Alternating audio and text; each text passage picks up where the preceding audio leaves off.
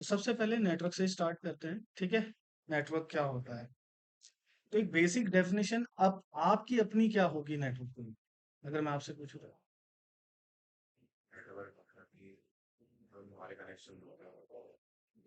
Connections होते हैं, आप उन्हें नेटवर्क है, ठीक है।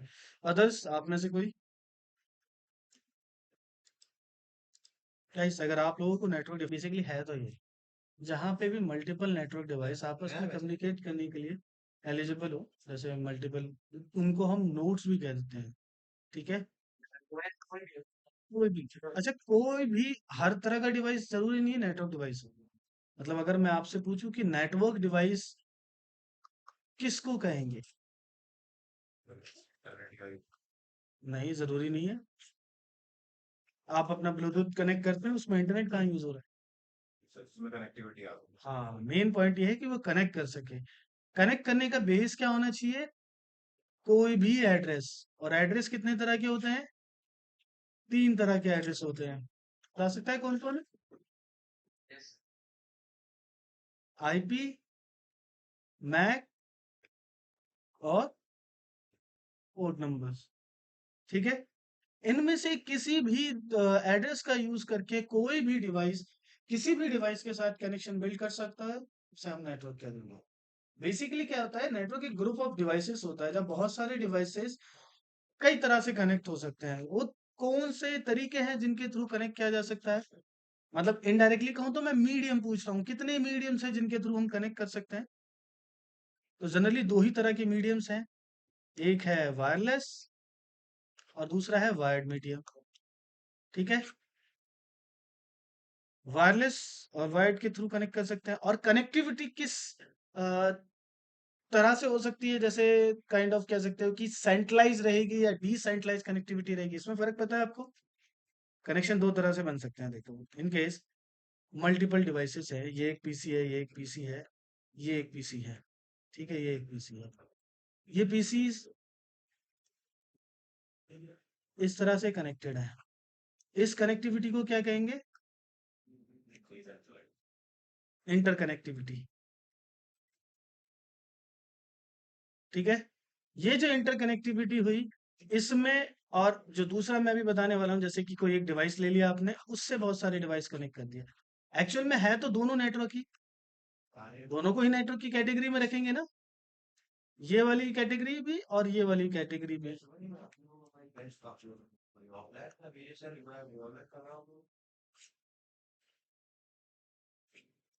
दोनों में डिफरेंस क्या हो?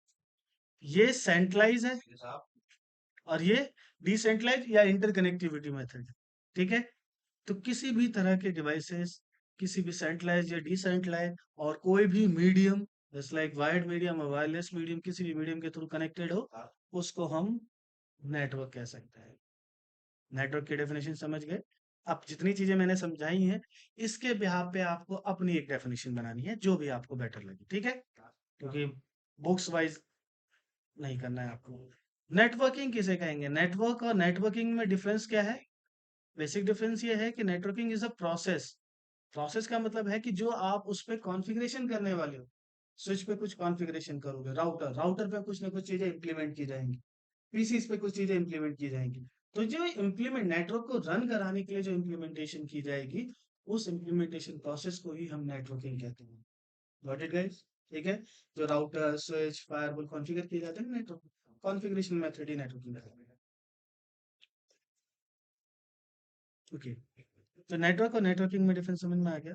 अगर अब आपसे पूछा जाए कोई भी ट्रांसमिशन इन द सेंस, एक ये पूरा नेटवर्क है, ये मान लो आपका पूरा इंटरनेट है, इस इंटरनेट से आपका एक होम राउटर कनेक्टेड है, डेट्स कॉल्ड होम राउटर, ठीक है, R1। इस राउटर से स्विच कनेक्टेड है और इस स्विच से मल्टीपल पीसीस कनेक्टेड है। इस पीसी को, इस सर्वर को एक्सेस करना है, ये एक क्या है? Web server. वेब सर्वर सभी समझते हैं गाइस? लो भाई, abc.com करके है, ठीक है। ये पीसी abc.com को एक्सेस करना चाहता है, ठीक है। तो इस पूरे ट्रांसमिशन में 5 कंपोनेंट्स कौन-कौन से होंगे? बताइए। 5 कंपोनेंट्स ऑफ नेटवर्क ट्रांसमिशन कौन-कौन से होंगे इसमें? हाँ? इसलिए तो बनाया कि इसी में से ठीक है। वेब सर्वर इसको हम एज अ डिनोट करते हैं डेस्टिनेशन, ठीक है। दूसरा, ये खुद पीसी जो होगा ये क्या बन जाएगा? सोर्स, ठीक है। और क्या चाहिए? राउटर, आईएसपी सब चाहिए ना हमें, तो हम इसको किस में रख लें?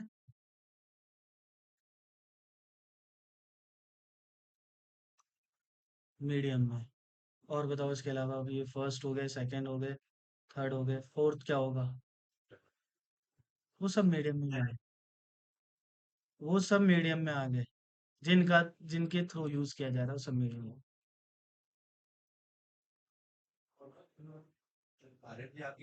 बताइए। अब यहाँ इसको एक्सेस करोगे तो एक्सेस किसी डेटा को लेकर के करोगे ना, तो वो डेटा भी तो चाहिए। भाई ट्रांसमिशन में डेटा भी तो इम्पोर्टेंट है, वही तो भेज रहे हैं और वही तो मांग रहे हैं हम। इसके बाद इन सबको साइमल्टेनियसली प्रोसेस करने के लिए हमें क्या चाहिए होगा?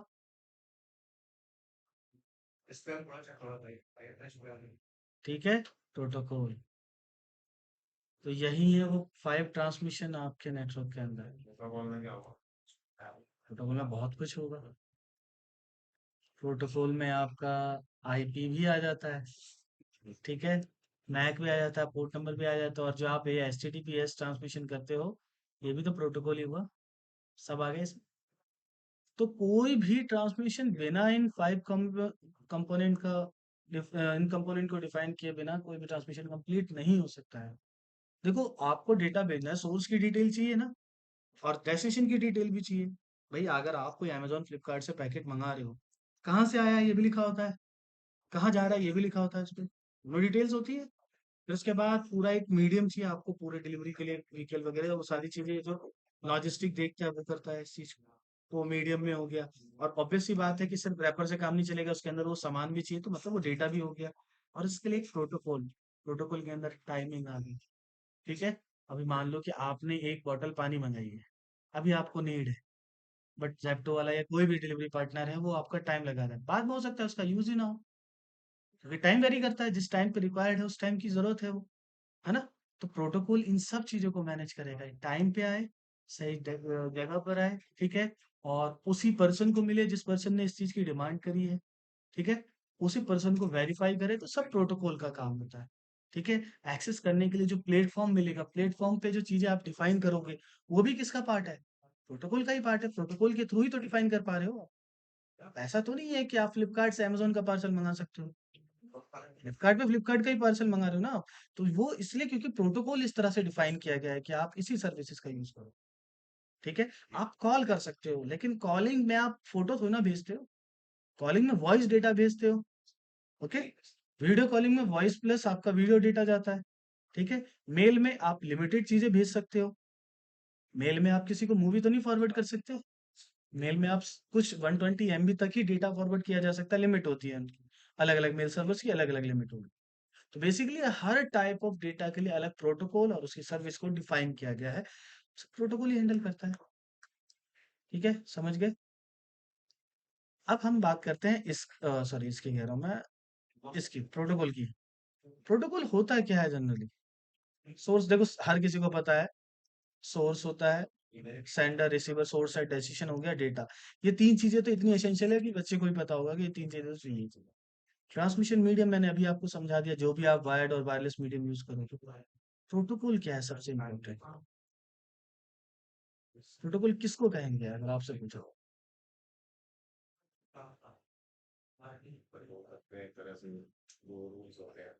जैसे मैंने यहाँ लिख भी रखा है, set of rules and for communication, ठीक है। प्रोटोकॉल अगर उस पे सही तरीके से या प्रोटोकॉल के अकॉर्डिंग डेटा नहीं जा रहा, डेटा फेल्ड हो जाता है, क्यों? क्या दिक्कत है?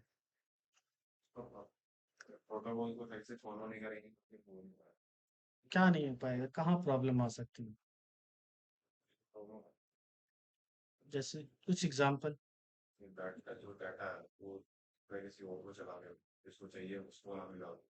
इट मे बी, चलो सोर्स डेस्टिनेशन आईपी प्रोटोकॉल्स में दिक्कत हो, चलो कह सकते हो काइंड ऑफ। या आप ऐसे कह लो कि आपने एक वेब सर्वर से किसकी डिमांड करी है? फाइल की। ठीक है। अब फाइल एक्सेस करने के लिए दो ही तरह के प्रोटोकॉल यूज होते हैं, दैट्स कॉल्ड एफटीपी और टीएफटीपी। ये दो प्रोटोकॉल यूज होते हैं। बट इस फाइल एक्सेस करने में आपका प्रोटोकॉल लग गया, मान लो ये।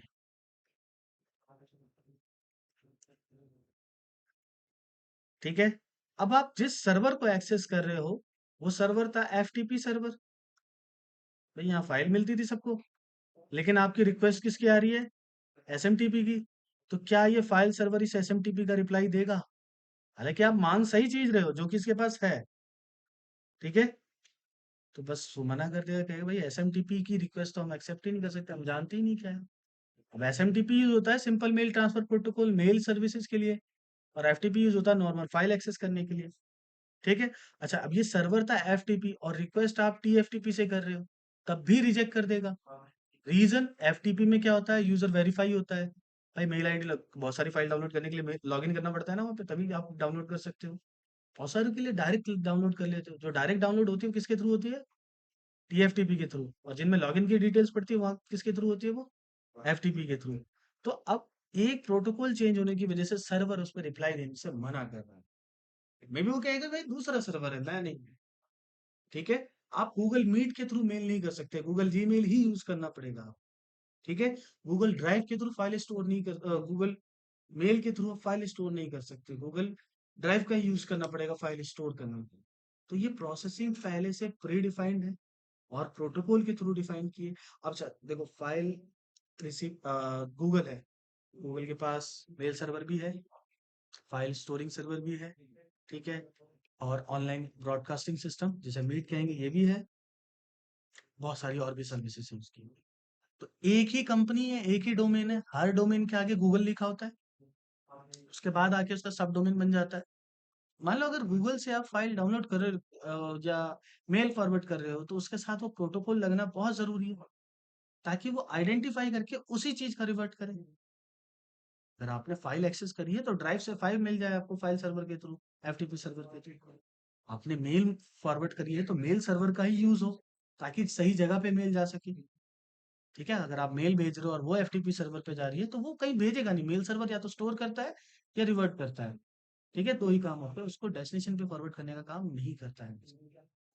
तो that is the service 5 component network transmission, आप इसे कह सकते हो। ठीक है, समझ गए? बाकी और प्रोटोकॉल को हम डीपली पढ़ेंगे आगे चल के। हाँ। अब कोई भी ट्रांसमिशन हो ना, उसको समझना पड़ता है कि ट्रांसमिशन किस तरह से हो रहा है। क्या मैं सिर्फ भेज सकता हूँ इस पे, या फिर इसी लाइन पे मैं रिसीव भी कर सकता हूँ, या दोनों चीजें एक टाइम पे की जा सकती है। तो इसको हम समझ सकते हैं इसके थ्रू। सॉरी। ठीक है। तीन तरह के नेटवर्क मोड्स होते हैं, जिसको हम simplex mode, half duplex mode और फुल डुप्लेक्स मोड से जानते हैं। मोड्स होते क्या है, जो बेसिकली बस इतना डिफाइन करते हैं कि कोई एक पीसी, ठीक है, दूसरे पीसी के साथ कम्युनिकेट कर रहा है। अगर ये सिर्फ डेटा फॉरवर्ड कर रहा है इधर, और ये रिप्लाई करने के लिए एलिजिबल नहीं है, नहीं कर सकता, तो ये वन वे ट्रांसमिशन हुआ या नहीं हुआ? ठीक है। सामने वाला ये तक नहीं बता सकता है कि मैंने फाइल रिसीव करी या नहीं, क्योंकि कुछ भी वापस ही नहीं भेज सकता। जब कुछ वापस नहीं आ सकता तो एक्नॉलेजमेंट भी नहीं दे सकता। तो ये वन वे ट्रांसमिशन क्या कहलाता है? सिंपलेक्स। अब देखो, बुक्स वाइज एग्जांपल देखे तो यहाँ लिखे हुए हैं रेडियो, कीबोर्ड, माउस। भाई आप टीवी पे चीजें सुन सकते हो, रिप्लाई दे सकते हो? ये दे सकते हैं। रेडियो ऑब्वियस सी बात है, रिप्लाई नहीं दे सकते। माउस वन वे ट्रांसमिशन ही कर रहा है। माउस क्या कर रहा है? सिर्फ कमांड दे रहा है। उस पे कमांड कोई रिवर्ट आती है? क्या आपके कीबोर्ड से कोई कमांड उस पर रिवर्ट आती है? इससे सिर्फ कमांड दी जाती है। ये सिंप्लेक्स हुआ ना, कि यहाँ से सिर्फ इनपुट दिया जा रहा है। ठीक है। ऐसे डिस्प्ले, डिस्प्ले सिर्फ आउटपुट डिवाइस है, इस पे इनपुट नहीं मिल रहा है आपको। डिस्प्ले के थ्रू इनपुट नहीं दे सकते। वो बात और है कि अब डिवाइसेस अपडेट हो गए, तो टचेबल डिस्प्ले आ गए हैं, तो आप उस पर आउटपुट भी दे सकते हो। बट मेनली तो इनपुट डिवाइस ही बनाया गया उसे। कि आपको रिवर्ट शो करेगा। तो ये सिंप्लेक्स हो जाता है। ठीक है, इसके कुछ एग्जांपल इनके अलावा, रेडियो, कीबोर्ड, माउस के अलावा, टीवी वीवी भी हटा दो, कुछ रियल टाइम एग्जांपल जो आप डेली फेस करते हो, यूज करते हो।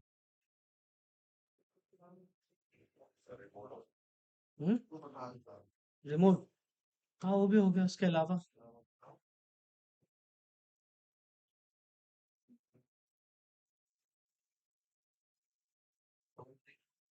नहीं पता।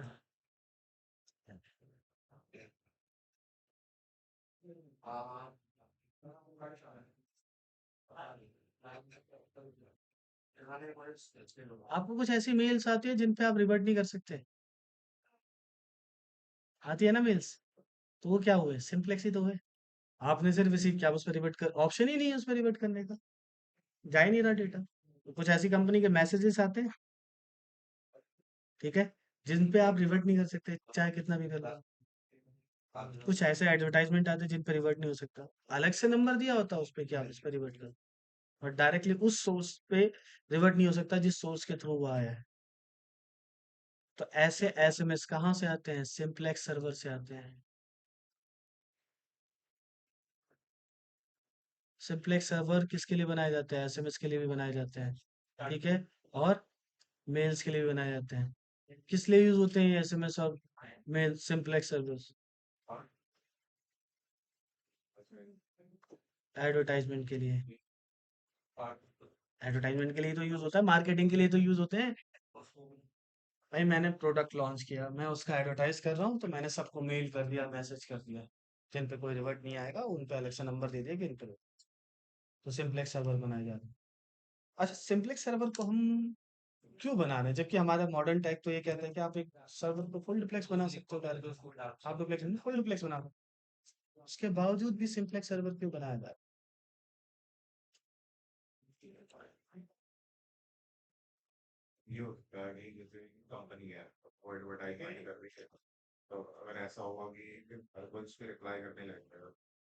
तो दिक्कत क्या है? ट्राई कर रहा है तो इसका मतलब और अच्छी बात है ना, एडवर्टाइजमेंट सक्सेसफुल हो रही है।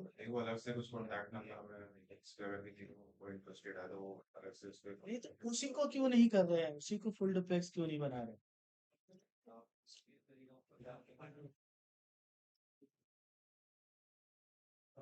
देखो,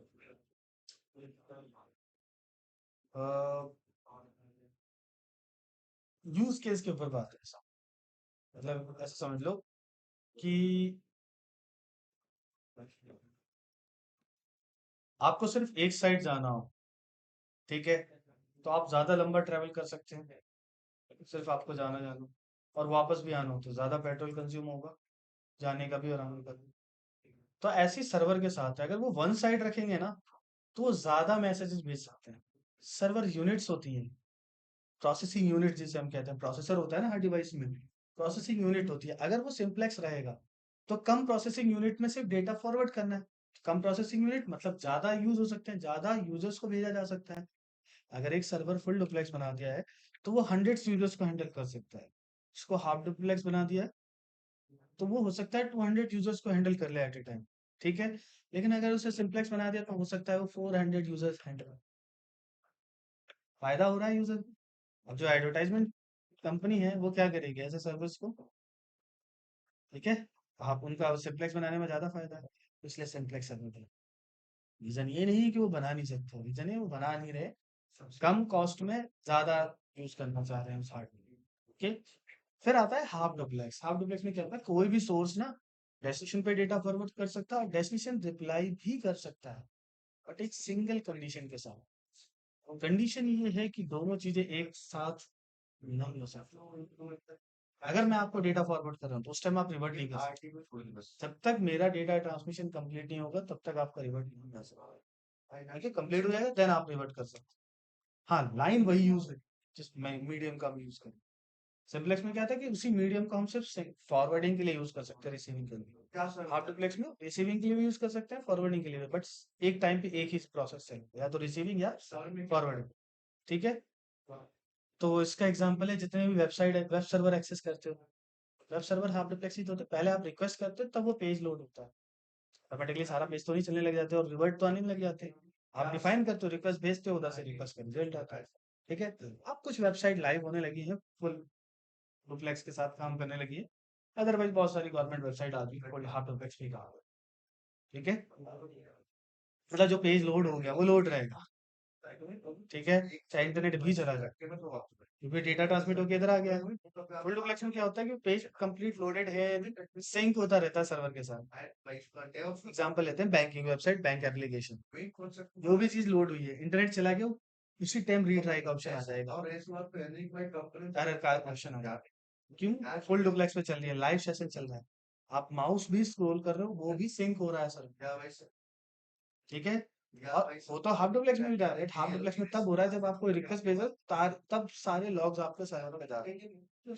ठीक है, तो वहां पे काइंड ऑफ मैनुअल प्रोसेस कह सकते हैं आप। तो हाफ डुप्लेक्स है। फुल डुप्लेक्स में क्या है, दोनों सेम टाइम पे आप प्रोसेस कर सकते हैं। जैसे एग्जांपल फोन ले ले, आपका फोन क्या सेम टाइम पे कॉल भी कर रहे हो, मैसेज भी रिसीव कर रहे हो, मेल भी रिसीव कर रहे हो, मेल कर भी रहे हो, बहुत सारे प्रोसेसिंग एक साथ कर रहे हो। तो करेंटली मॉडर्न जितने भी नेटवर्क डिवाइस हैं सब मॉडर्न हो गए, सब फुल डुप्लेक्स पे वर्क करते हैं। लेकिन इन केस अगर रिक्वायर्ड हुआ, जैसे मैंने बताया कि सिंप्लेक्स सर्वर बन रहे हैं, हम उसको भी इसके अकॉर्डिंग उसको हाफ डुप्लेक्स और सिंप्लेक्स बना सकते हैं। Got it? क्लियर हो गया यहाँ पे? ठीक है। अच्छा, अगर इनमें मुझे डेटा भेजना है तो मैं ऑब्वियस सी बात है, मैं इन एड्रेसेस का यूज करूंगा, यही है ना, जिसमें एक लॉजिकल एड्रेस है, एक फिजिकल एड्रेस और एक सर्विस एड्रेस। देखो, किसको लॉजिकल क्यों कहा जाता है, फिजिकल या सर्विस एड्रेस क्यों बोला जाता है? लॉजिकल एड्रेस किसको बोला जाता है? आईपी को। क्यों बोला जाता है? इसको फिजिकल एड्रेस बोला जाता है, क्यों बोला जाता है? ये बता सकता है? और इसको बोला जाता है सर्विस एड्रेस।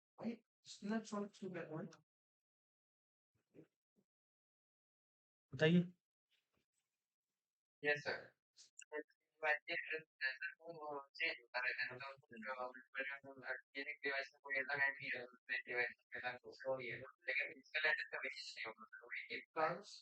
बिल्कुल सही। क्योंकि आईपी एड्रेसेस क्या होते हैं, according to requirement, according to situation, time to time change होंगे। लोकेशन की वजह से भी चेंज हो सकता है, नेटवर्क एक ही लोकेशन पे अलग अलग नेटवर्क कनेक्टिविटी करी तब भी चेंज हो सकता है। ठीक है, तो किसी भी रिक्वायरमेंट्स और सिचुएशन के अकॉर्डिंग चेंज होता रहेगा। इवन दो, ये तो वो हो गया कि अगर सेंट्रलाइज डिवाइस आपको डिफाइन कर रहा है आईपी, आप खुद ही अपना आईपी एड्रेस चेंज कर सकते हो मैनुअली भी। तो इसलिए इस आईपी एड्रेस को लॉजिकल बोला जाता है, फिक्स एड्रेस नहीं। मैक एड्रेस को फिजिकल इसलिए बोला जाता है कि एक डिवाइस की फिक्स आइडेंटिटी होती है। ठीक है, और ये मैक एड्रेस जो असाइन होता है वो किस हार्डवेयर पे असाइन होता है? एनआईसी पे, नेटवर्क इंटरफेस कार्ड जो होता है आपके डिवाइस कंपोनेंट का एक हार्डवेयर, आपके पीसी का एक हार्डवेयर कंपोनेंट होता है। ठीक है, जो है आप एक्सटर्नली भी यूज कर सकते हो और अभी मदरबोर्ड में इनबिल्ड इंटरनली भी पहले से भी आते हैं। ठीक है, तो वो डिपेंड करता है कि हार्डवेयर कौन सा है। तो कोई भी डिवाइस, कोई भी एक्सटर्नल नेटवर्क डिवाइस जो कनेक्टिविटी के लिए यूज करते हैं वो एनआईसी होते हैं, जैसे मैं बात कर रहा हूँ इनकी, काइंड ऑफ कह सकते हो।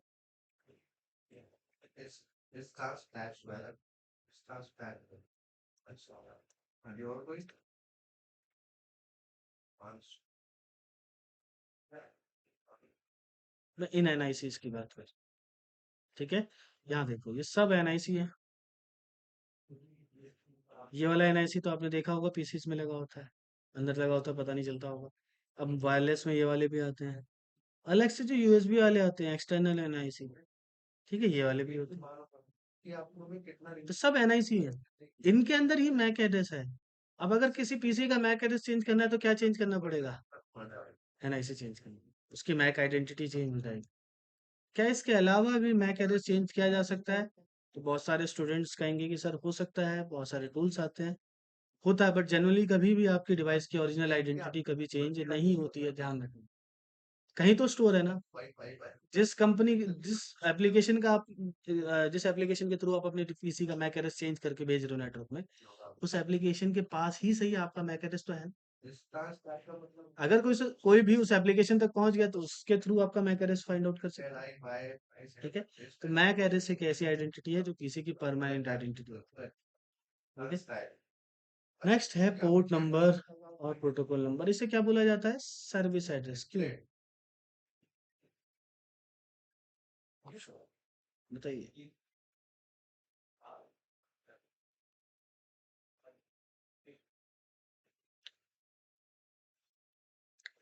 मुझे किसी एक लोकेशन तक पहुंचना था, आईपी इनफ था, उसके बावजूद मैक दिया गया, उसके बावजूद पोर्ट नंबर दिया गया। तो सिर्फ आईपी को ग्लोबल कम्युनिकेशन के लिए बेस क्यों नहीं बनाया गया? मैक की क्यों जरूरत पड़ी, एंड देन पोर्ट नंबर की क्यों जरूरत पड़ी?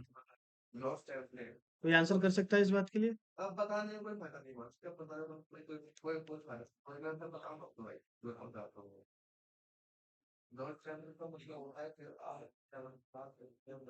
यस,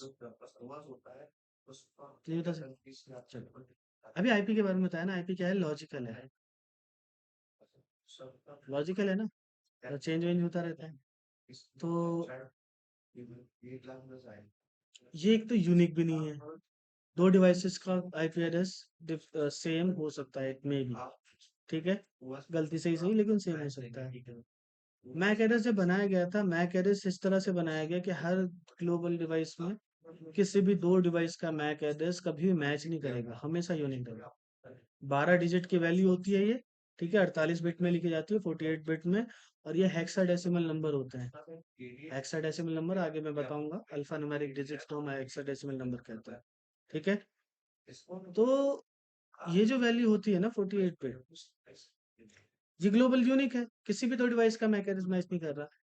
इसको बेस क्यों नहीं बनाया गया कंपेयर टू दिस, जहाँ पे दो डिवाइस का आईपी सेम हो सकता है? ये सेम हो ही नहीं सकता, तो इसको बेस क्यों नहीं बनाया गया? ये कॉन्सेप्ट समझ जाओगे तो आईपी ही समझ जाओगे।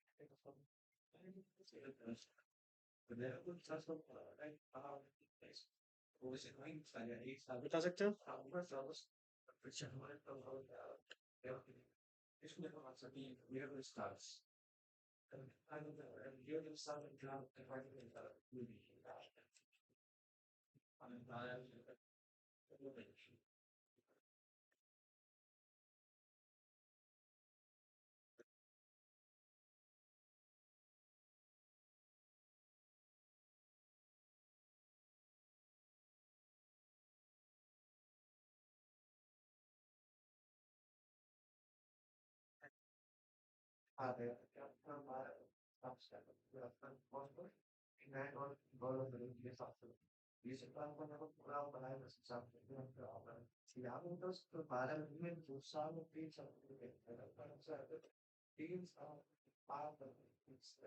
देखो, ये एक डिवाइस है, अभी मैंने कुछ भी नहीं किया। मैक एड्रेस तो ऐसा एड्रेस है जो पहले से असाइन होता है पीसी में, पहले से होता है ना। तो मैक एड्रेस इन सब में पहले से होगा, ठीक है। अब जो पहले से मैक एड्रेस है, इसका मैक एड्रेस देखो,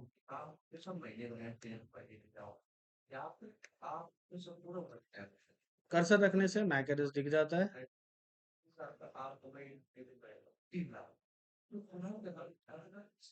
इसका मैक एड्रेस दिख रहा है लास्ट में, 5 इथरनेट 0 पे देखो, लास्ट में 0014341A1A8, ये है ना।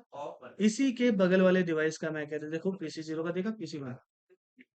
कुछ नोटिस किया आपने? पूरा एड्रेस ही यूनिक है, अलग है बिल्कुल, है ना। अगर मैं आईपी एड्रेस असाइन करूंगा तो इसको आईपी एड्रेस दूंगा कुछ इस तरह से,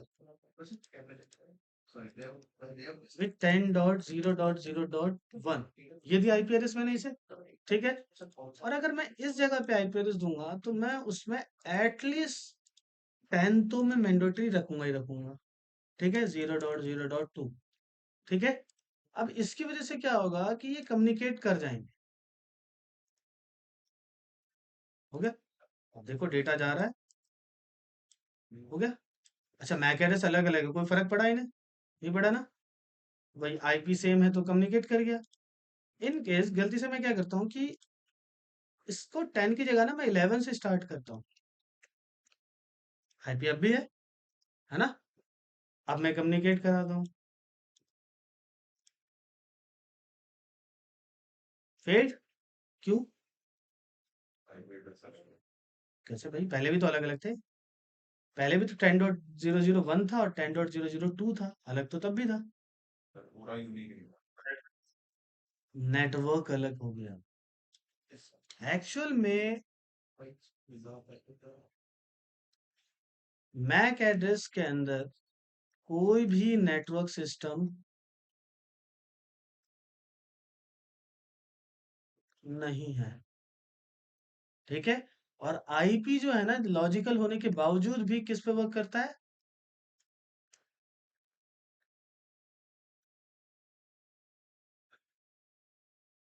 समझ गए? आईपी लॉजिकल होने के बावजूद नेटवर्क सिस्टम फॉलो करता है, मतलब ये एक एड्रेस फैमिली पे काम करेगा। आईपी कैसे एड्रेस फैमिली पे काम करेगा?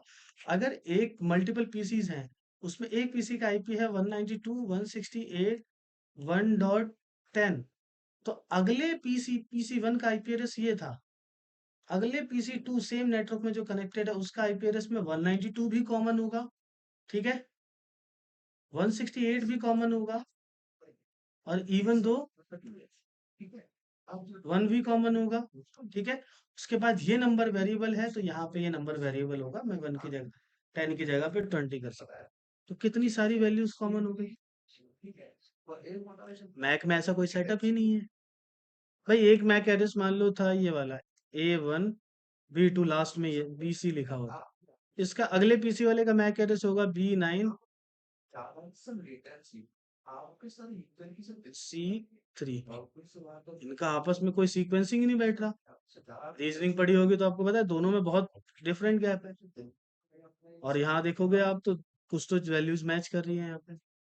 अगला आईपी में आपका कह सकते हो कि आप 80% चीजें प्रिडिक्ट कर सकते हो यहाँ पे, ठीक है। प्रिडिक्ट क्या कर सकते हो कि आपको पता है कि एटलीस्ट 192 168 1 कॉमन है, उसके बाद मुझे एक नंबर अलग सोचना पड़ेगा।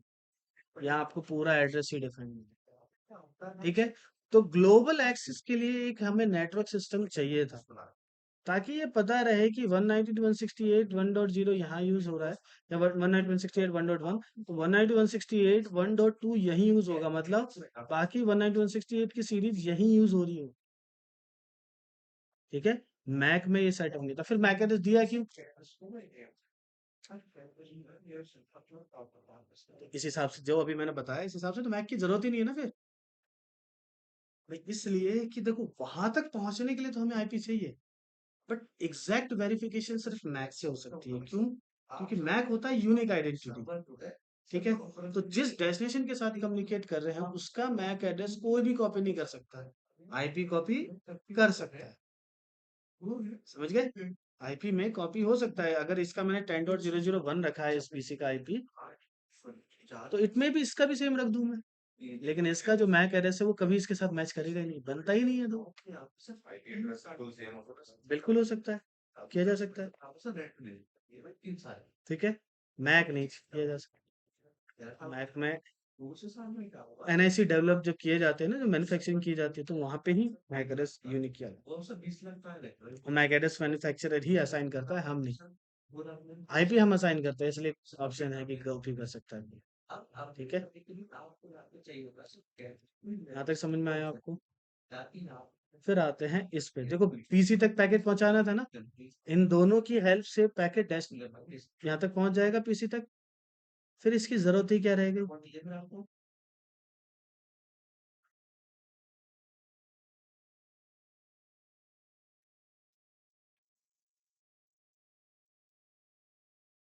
आईपी यूनिक है, मैक एड्रेस यूनिक है, चलो आईपी कॉपी भी होगी तो मैक यूनिक हो गया, उसकी वजह से पीसी तक डेटा पहुंच गया, पीसी तक ही पहुंचाना था। तो फिर मैक सॉरी पोर्ट नंबर का फिर रूल बचा क्या है?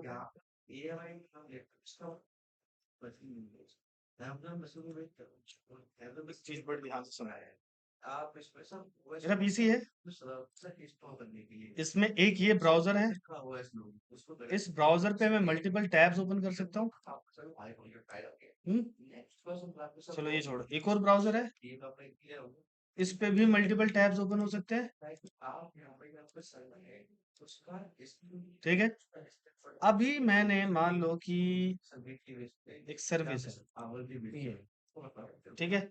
ये मैं यहाँ से एक्सेस कर रहा हूँ, इसकी रिक्वेस्ट का रिप्लाई इसी टैब पे आएगा, इसकी क्या गारंटी है? वो यहाँ पे भी तो आ सकता है। अच्छा, वो इसी ब्राउजर पे क्यों आ रहा है? वो गलती से यहाँ भी तो भेज सकता है। इससे क्या डिफाइन हुआ?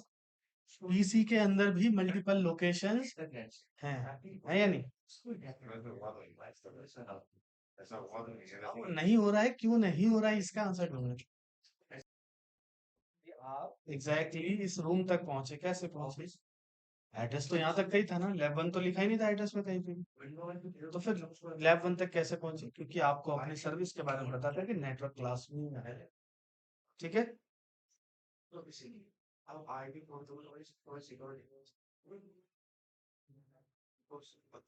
Just 1 minute guys, I think screen visible नहीं है। भैया आप लोग बोल दिया करो स्क्रीन विजिबल नहीं है, ऑनलाइन में जितने भी हैं।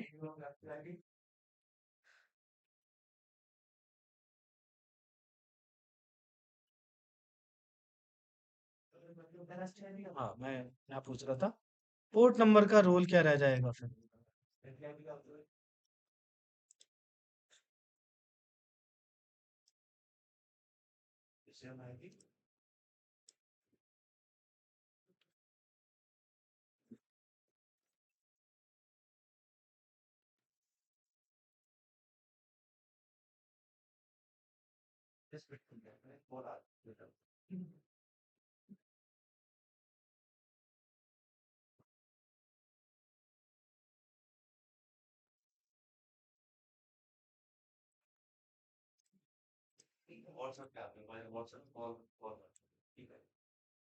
इसके पीछे रीजन होता है पोर्ट एड्रेस, पोर्ट नंबर।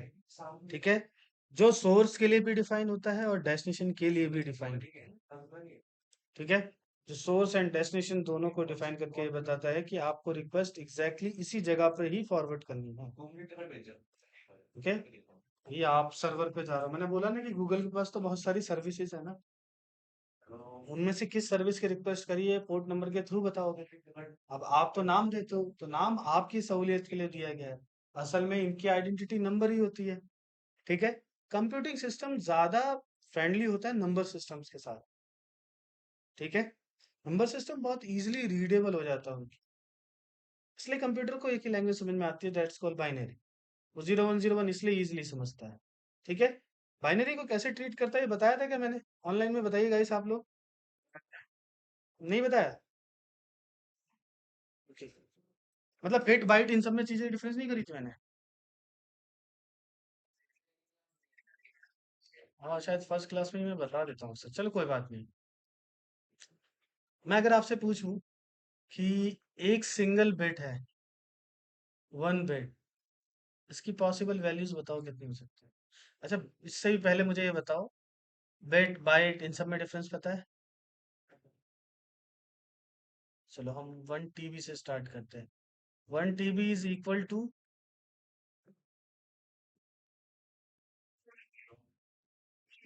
ठीक है, 1 GB is equal to,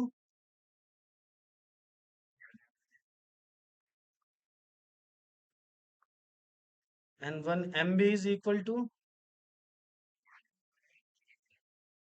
1000 KB।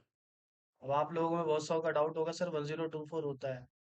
दो तरह की वैल्यू होती है, ट्रांसमिटेड वैल्यू होती है और एक फॉरवर्डिंग वैल्यू होती है, मतलब रिसीविंग वैल्यू होती है।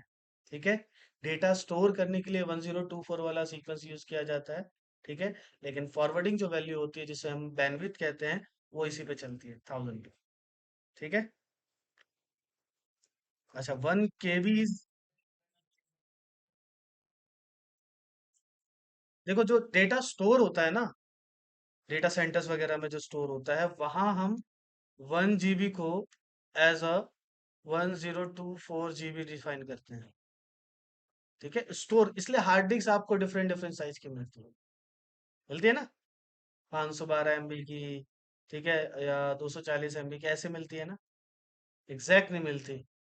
एग्जैक्ट 1 TB की मिलती है SSD कभी, उससे कम की होती है। ठीक है, तो स्टोरिंग वैल्यू अलग होती है और जो ट्रांसमिटेड वैल्यू होती है वो अलग होती है। 1 KB इज इक्वल टू,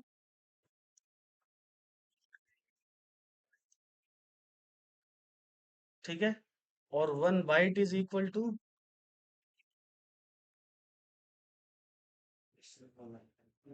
और 1 बिट इज इक्वल टू, अब बताओ भाई।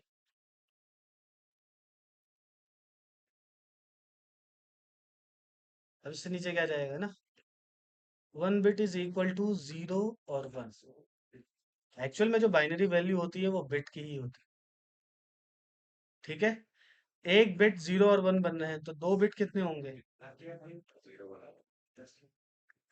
0 0 1 1 0 0 1। कितने सीक्वेंस बन सकते हैं इसमें? 4।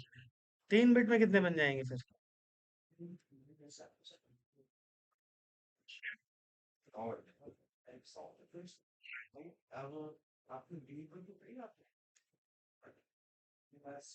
देखते जाओ फिर।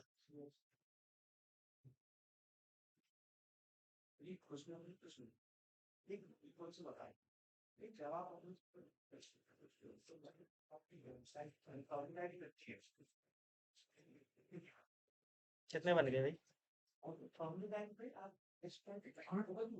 8 बन गए ना?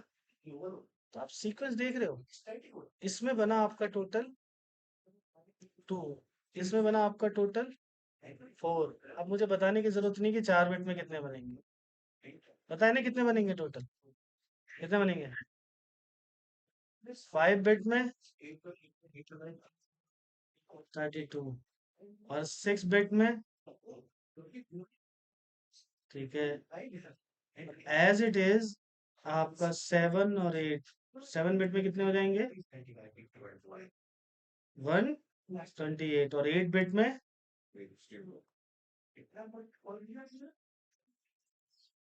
ठीक है। अब ये वैल्यू याद रखना लास्ट तक, आज बता दिया, आईपी में दोबारा आएगा ये। 8 बिट इज इक्वल टू 256। ठीक है, एक्चुअल में नंबर वाइज तो 255 होता है, बट हम जीरो को कैलकुलेट करके चलते हैं, तो टोटल कितने हो जाते हैं? 256। Got it? क्लियर हो गया यहाँ पे? ठीक है, तो ये यहाँ से यहाँ तक चीजें बेसिक्स में आती हैं, वैसे ही आपको यहाँ आने से पहले पता होना चाहिए। मुझे पता है बहुतों को नहीं पता होगा, इसलिए मैंने अभी समझाया है। ये चीज बार बार आएगी, रिपीट होगी, क्योंकि मैं बार बार बाइनरी का जिक्र करूंगा, तो बाइनरी में आपको पता होना चाहिए, बाइनरी ना तो टेराबाइट होता है, ना गीगाबाइट, ना मेगाबाइट, ना किलोबाइट, ना ही बाइट। बाइनरी किसका होता है? सिर्फ और सिर्फ बिट का। तो कितना भी बड़ा डेटा उसको पहले कन्वर्ट किस में करना पड़ेगा? बिट में। 1 टीबी भी है तो इसको बिट के फॉर्मेट लाना होगा। 1 टीबी हो सकता है लाखों करोड़ों टी बाइट्स बिट्स में कन्वर्ट हो जाए, बट वो करना पड़ेगा, तभी वो ट्रांसमिटेड वैल्यू बनेगा। ठीक है, बस हमें समझाने के लिए 1 टीबी, 1 पैराबाइट, टीबी से ऊपर क्या होता है फिर? हाँ, पेटाबाइट, सॉरी। टीबी होता है, 1 PB is equal to 1000 TB, और इससे ऊपर भी एक और आता है, फिर वो इतना बड़ा सेगमेंट हमें जरूरत ही नहीं है उसका। ठीक है। एक्साबाइट शायद। तो ये है पूरा सीक्वेंस आपका। ओके, अब मैं दोबारा जो पढ़ाया उसी चीज को यहाँ रिलेट करने के लिए कह रहा हूँ। आईपी होता है आपका 32 बिट्स का। कितने बिट्स का? 32 बिट्स का। मैक होता है आपका 48 बिट्स का। और पोर्ट नंबर्स होते हैं आपके टोटल 16 बिट्स का। अच्छा, ये पोर्ट नंबर, इसमें ना एक चीज अलग है, पोर्ट नंबर्स अलग हैं, प्रोटोकॉल नंबर अलग है। तो यहाँ पोर्ट नंबर होते हैं 16 बिट के, ठीक है, और प्रोटोकॉल नंबर होते हैं 8 बिट के। ठीक है, तो प्रोटोकॉल नंबर में कितनी वैल्यू आ सकती है टोटल?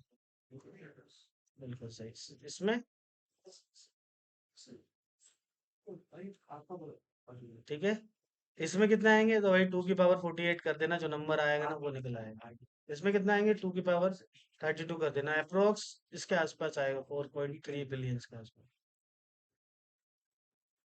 ठीक है, अप्रोक्स आएगा, एग्जैक्ट नहीं बोल रहा हूँ। ठीक है, तो इस तरह से इन सब के एड्रेसेस डिफाइन किए जाते हैं। और बिट्स में क्यों दिए गए हैं? ताकि इनको इजीली बाइनरी में कन्वर्ट किया जा सके। क्योंकि डेटा तो कन्वर्ट होना है। डेटा के लिए तो पूरा प्रोसेस डिफाइन कर दिया है। ऑलरेडी डेटा टाइम ले रहा है उस प्रोसेस के लिए। तो बाकी जो सपोर्टिंग हेडर्स डिटेल्स होती है, जो आईपी मैक पोर्ट नंबर हो गया, अगर मैं इन पे भी ये टाइम देने लग जाऊंगा तो डेटा और प्रोसेसिंग करने में टाइम लेगा, डेटा डिले होगा फॉरवर्डिंग में। ठीक है। तो इसी चीज को मेंटेन करने के लिए आईपी को, मैक को, पोर्ट नंबर को बनाया इस तरह से जाता है कि डायरेक्ट अगले ही सेगमेंट में बाइनरी में कन्वर्ट हो जाए। ठीक है। आप इसको इजीली बाइनरी में कन्वर्ट कर दोगे, लेकिन इसकी जगह अगर मैं लिखता हूं ये, इसका बाइनरी में कन्वर्जन नहीं होगा। ठीक है। ये बाइनरी में कन्वर्ट हो सकता है, ये बाइनरी में डायरेक्ट कन्वर्ट नहीं होगा। तो इसको पहले ऐसी वैल्यू में कन्वर्ट करना पड़ेगा कि जो बाइनरी में कन्वर्ट हो सके। तो हो सकता है एच के लिए यूज करे 25, ई के लिए यूज करे 21, एल के लिए यूज करे 90, फिर 90, फिर ओ के लिए यूज कर ले 29। अब ये बाइनरी में कन्वर्ट हो सकता है। तो इसमें एक चीजें ऐड हुई ना बहुत सारी। पहले इसको ऐसी कन्वर्टेबल वैल्यू मिलाओ, फिर यहाँ से फिर इनका बाइनरी ट्रांसमिशन होगा। बाइनरी में इनकोड किया जाएगा, फिर बाइनरी से वापस से डिकोड किया जाएगा। तो बाइनरी में इनकोडिंग और वापस से इसे डिकोड करने से ही जो वर्ड निकला है ना आपका, इसको हम इनकोडिंग और डिकोडिंग कहते हैं। इसी से वर्ड लिया गया है कोडिंग का। आज जो आप कोडिंग वर्ड सुनते हो ना, कोड करना, ये उसी का है, ये बाइनरी से ही लिया। और एक्चुअल में कर भी यही रहे हो। ठीक है। आप ये वैल्यू तो नहीं बताते हो, आप ये वाली वैल्यू बताते हो कोडिंग के अंदर। अब वो हर किसी में अलग अलग होती है। पाइथन, पाइथन तो सबने सुनी है। पाइथन में हम इसकी बजाय न्यूमेरिक सिस्टम यूज करते हैं, हम उसको कहते हैं स्ट्रिंग वैल्यूज। किसी ने पढ़ी है पाइथन? स्ट्रिंग वैल्यूज यूज होती है उसमें। ठीक है। और जो स्ट्रिंग वैल्यूज के लिए प्रोटोकॉल यूज होता है, वो यूज होता है स्काई फॉर्मेट। इसको ASCII भी बोलता है, American standard code for information interchange. खैर ये ज्यादा डीपली हो गया, बट ये मैं बताना चाह रहा हूँ कि इस बाइनरी का यहाँ तक लेना देना है। आगे हम पढ़ेंगे। ठीक है। सारी चीजें नहीं, लेकिन इसमें जो नेटवर्क से रिलेटेड है वो हम पढ़ते हैं। Okay, next. जैसे आपने ये समझा था ना, half duplex, full duplex, simplex. ठीक है कि भाई इसमें हम एक यूजर सिंगल यूजर के साथ कम्युनिकेट कर रहा है, फिर एक यूजर उसकी। हाँ जी, बोलिए।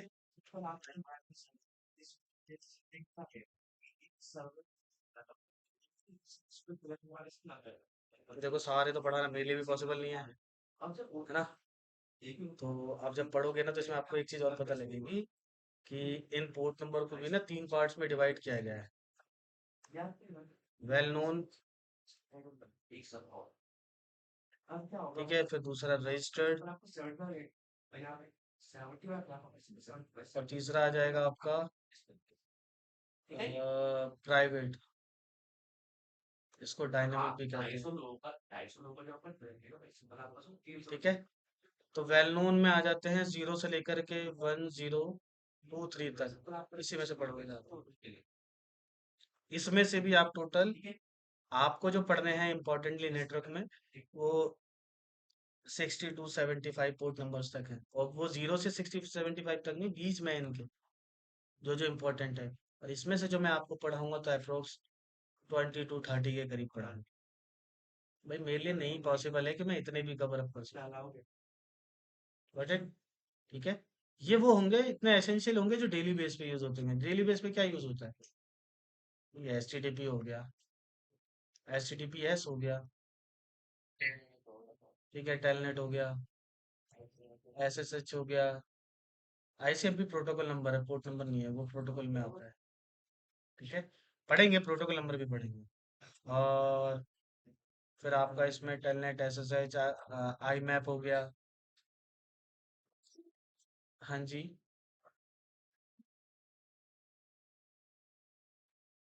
ये जब तक OSI मॉडल अगर आपने पढ़ा है तो डिफरेंस समझ में आएगा। पोर्ट नंबर, ये वो सर्विस है जो किस लेयर पे असाइन की जाती है? Layer 4, that's called transport layer.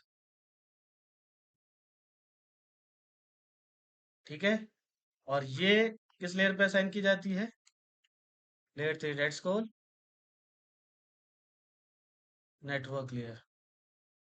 मेरे से बहुत सालों पहले ये इंटरव्यू में क्वेश्चन पूछा था, what is the difference between port number and protocol number.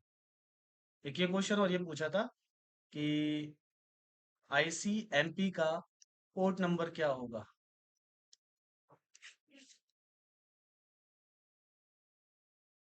बताओ आईसीएमपी का पोर्ट नंबर क्या होगा। बस यही आंसर देना था उसका। आईसीएमपी क्या है, प्रोटोकॉल नंबर के अंदर काम करता है। तो इसका प्रोटोकॉल नंबर होता है 1। पोर्ट नंबर और प्रोटोकॉल नंबर में बहुत डिफरेंस है। मैं एक और ओवरव्यू दे देता हूँ। प्रोटोकॉल नंबर आपका कितने बिट में था, 8 बिट में। 8 बिट में आपका 0 से लेकर के 255 तक टोटल पोर्ट नंबर है। 256 पोर्ट नंबर्स होते हैं। इसी 256 पोर्ट नंबर में आपके एक आता है टीसीपी और एक आता है आपका यूडीपी। टीसीपी यूडीपी का खुद का प्रोटोकॉल नंबर होता है, जिनका टीसीपी का क्या होता है 6 और इसका क्या होता है 17। इस टीसीपी और यूडीपी के अंदर फिर क्या काम करते हैं,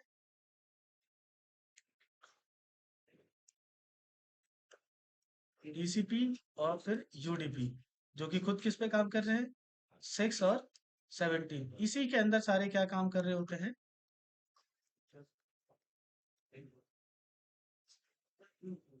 ठीक है। और वो टोटल पोर्ट नंबर 65,536 है, क्योंकि पोर्ट नंबर्स कितने बिट में है, 16 में। ठीक है, तो इतने नंबर्स आ जाते हैं, फिर इनको तीन तीन पार्ट्स में भी डिवाइड किया गया, वो मैंने आपको बता दिया, वेल नोन रजिस्टर। आगे पढ़ने वाले हम इसके बारे में। तो बेसिक डिफरेंस ये है कि पोर्ट नंबर आपकी लेयर 4 की सर्विस है, लेयर 4 पे असाइन की जाती है अकॉर्डिंग टू ओएसआई मॉडल, और according to OSI model protocol number layer 3 पे असाइन किया जाता है, नेटवर्क लेयर। ठीक है, ये इसलिए मैंने कहा था कि बिना ओएसआई मॉडल पढ़े नहीं समझ डिफरेंस। चलो आगे बढ़ते हैं। जैसे आपने ये पढ़ा, ऐसे ही आपको समझना पड़ेगा कि एक यूजर एक ही टाइम पे कितने यूजर्स के साथ कम्युनिकेट कर सकता है, और अगर वो कम्युनिकेट कर रहा है तो उस कम्युनिकेशन को कैसे डिफाइन करें। मतलब इन केस अगर एक सिंगल यूजर किसी एक सिंगल यूजर के साथ कम्युनिकेट करता है नेटवर्क में, मतलब ये पूरा एक नेटवर्क है और इस नेटवर्क में एक यूजर के साथ कम्युनिकेट कर रहा है, तो इसको किससे डिनोट किया गया है, one unicast, one two one transmission कहेंगे। ठीक है, लेकिन ध्यान रखना ये सब विद इन द नेटवर्क होगा, विद इन नेटवर्क, एक नेटवर्क के अंदर ही हो सकता है, कंडीशन है ये। ठीक है, चाहे वो यूनिकास्ट हो या मल्टीकास्ट हो या ब्रॉडकास्ट हो, एज इट इज। जैसे मल्टीकास्ट टर्म यूज किया जाता है, मल्टीकास्ट में एक सिंगल यूजर मल्टीपल यूजर में से क्या करता है, सेलेक्ट करता है कि मुझे इस यूजर के साथ, इस यूजर के साथ, देन इस यूजर और इस यूजर के साथ कम्युनिकेट करना है। मतलब 100 में से उसने सिर्फ 50 को सेलेक्ट कर लिया कि भाई इन 50 यूजर्स के साथ कम्युनिकेट करना है, उन्हीं पे डेटा फॉरवर्ड कर रहा है। तो ऐसे टाइम पे उस ट्रांसमिशन को किससे डिनोट किया जाएगा, multicast, one two many. Multicast में और यूनिकास्ट में फर्क क्या है, सिंगल यूजर के साथ कम्युनिकेट करा, मल्टीकास्ट में सेलेक्टेड मल्टीपल यूजर्स के साथ। ठीक है, और फिर वहीं अगर इसका अपग्रेडेड वर्जन देखेंगे तो वो है ब्रॉडकास्ट। ब्रॉडकास्ट में क्या होगा, एक यूजर चाहे किसी को डेटा चाहिए हो या ना चाहिए हो, नेटवर्क में अवेलेबल जितने भी यूजर्स हैं सभी के पास वो डेटा जाएगा। ठीक है, अच्छा अब इंटरव्यू बेस पे आते हैं। इंटरव्यू में पूछा जाता है what is the difference between multicast and broadcast. मैं अगर यहाँ सारे यूजर्स को सेलेक्ट करूँ तो डेटा तो सब पे भी चला जाएगा ना इसमें।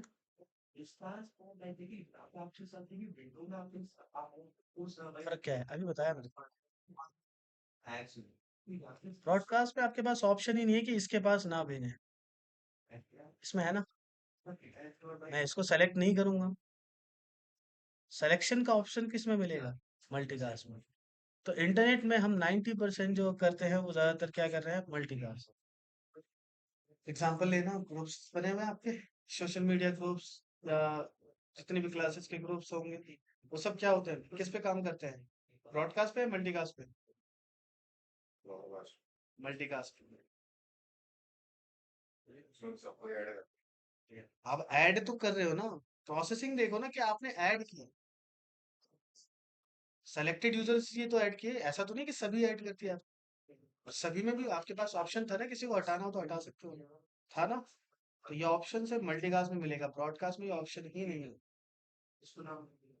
ठीक है, जैसे आपने एक टीवी चैनल लगाया, ब्रॉडकास्ट हो रहा है, उस टीवी चैनल के अंदर मल्टीपल प्रोग्राम्स होते हैं, ठीक है, आपके पास ऑप्शन नहीं है वही, अगर उस चैनल पे हो तो वही ब्रॉडकास्ट मिलेगा और कोई प्रोग्राम आप नहीं देख सकते, वही प्रोग्राम देगा जो सभी पे ब्रॉडकास्ट, ब्रॉडकास्ट सभी पे वही सेम ही दिखाई देगी और किसी पे स्टॉप नहीं हो। अगर आप उस चैनल पे हो तो आपको वो दिखाएगा ही देगा, वो डेटा आएगा ही आएगा। ठीक है। अच्छा, एक ना इसमें मैंने अभी एक बैरियर लगाया कि ये सब एक नेटवर्क के अंदर ही हो सकता है। अगर मैं ये बैरियर लगा दूं तो इंटरनेट ट्रांसमिशन हो कैसे रहा? इसका एग्जांपल ऐसा समझो, आप क्लास प्लस पे हो, है ना, सभी यूजर हो क्लास प्लस पे, मैं अपने वाईफाई से कनेक्टेड हूँ, मैं अपने वाईफाई से कनेक्ट होके मैंने यहाँ पे मैसेज लिख के भेजा दिया, ठीक है, मैंने लिखा ज्वाइन द सेशन। तो ये जिस नेटवर्क से भेजा, मेरा नेटवर्क अलग है, मेरे नेटवर्क में वाईफाई अलग लगा हुआ है, ठीक है, मैं फिलहाल वायर से कनेक्टेड हूँ और मेरा वायर का नेटवर्क क्रॉ रिसेप्शन है ना,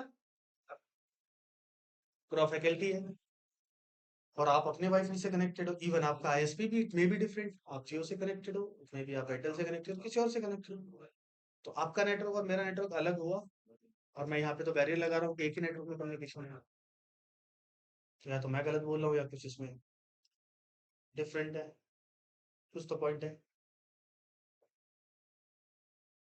सारा कम्युनिकेशन एक ही नेटवर्क के अंदर ही हो सकता है। अब एक चीज और ध्यान रखो, नेटवर्क भी दो तरह के होते हैं, फिजिकल और लॉजिकल कह लो या फिर इसे आप वर्चुअल कह लो, ठीक है। मैं जो बात कर रहा हूँ वो फिजिकल नेटवर्क की है, नेटवर्क लॉजिकल भी तो हो सकता है। तो अभी जो मैंने कहा कि क्लास प्लस पे मैंने मैसेज भेजा वो आप तक चला गया, वो लॉजिकल नेटवर्क के थ्रू गया, बट लॉजिकल नेटवर्क कैसे हुआ, बेस क्या है इसका? फिजिकल में तो आप कहोगे सर ये राउटर है, इस राउटर ये स्विच है, दोनों में से किसी एक के थ्रू सबके सब कनेक्टेड हैं, इस वजह से सब कम्युनिकेट कर पा रहे हैं आपस में। बट इस एनवायरनमेंट में तो आप अलग वाईफाई से, मैं अलग वाईफाई से, तो कैसे कनेक्टिविटी बनेगी? हम्म, उस पे कनेक्टेड है, बट वो इन नेटवर्क तो वही यूज होगा, वाईफाई तो वही यूज होगा, ऐसा तो नहीं है फिजिकल नेटवर्क की जरूरत नहीं। सबके बीच में क्या कॉमन क्या है ये बताइए? मैंने आपको क्लास प्लस या क्रॉ एकेडमी का जो ऐप है उस पे मैसेज भेजा, उसी पे भेजा ना, ऐसा तो नहीं है कि मैं व्हाट्सएप या टेलीग्राम से मैसेज कर रहा हूँ वो वहां पे जा रहा है, तो कॉमन क्या हुआ? वो एप्लीकेशन, ठीक है, वो एप्लीकेशन खुद में एक नेटवर्क है, ठीक है, और ऐसे एप्लीकेशन बेस्ड नेटवर्क को हम क्या कहते हैं?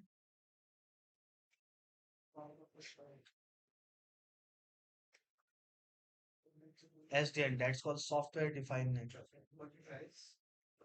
समझ गए? सबके बीच में एक एप्लीकेशन कॉमन होगा।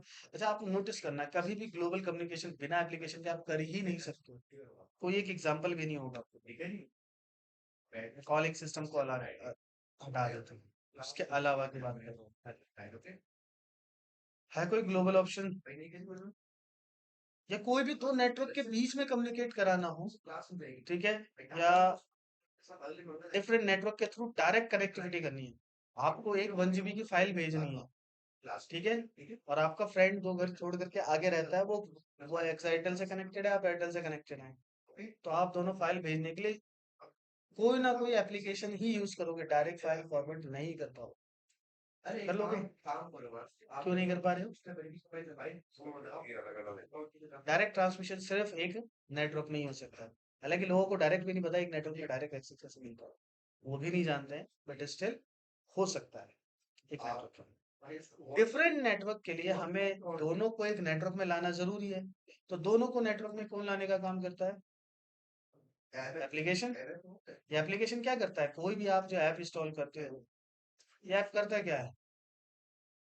आपसे भी कनेक्टेड है, मेरे से भी कनेक्टेड है, ठीक है, हम दोनों उसके थ्रू कम्युनिकेट करें, हम डेटा कभी भी, मैं डेटा आपको भेज ही नहीं रहा था, डेटा तो मैंने कहाँ भेजा, इस ऐप के सर्वर पे, इस सर्वर पे ये कमांड फीड है कि भाई इसको भेजना यहाँ पे था, तो ये डेटा यहाँ से गया इसके थ्रू, यहाँ से दूसरे यूजर के पास पहुंच गया, और ऐसा व्हाट्सएप में होता है, टेलीग्राम में होता है। ठीक है, बस इसको हम लॉजिकल या वर्चुअल नेटवर्क कह देते हैं। और ऐसे वर्चुअल नेटवर्क को टर्म वाइज जो डिफाइन किया जाता है बुक में, उसको हम क्या कह देते हैं? एसडीएन। ये याद रखना, इससे पूछा जाता है, do you know about SDN? Like overview type आपको पता है नहीं, सॉफ्टवेयर डिफाइंड नेटवर्क के साथ। ठीक है, एटलीस्ट अब ये आप इतना तो जानते हो इसकी फुल फॉर्म क्या होगी, सॉफ्टवेयर डिफाइंड नेटवर्क। और काम क्या कर रहा है, एक सॉफ्टवेयर बेस्ड नेटवर्क को डिफाइन कर रहा है। ठीक है, गॉट इट?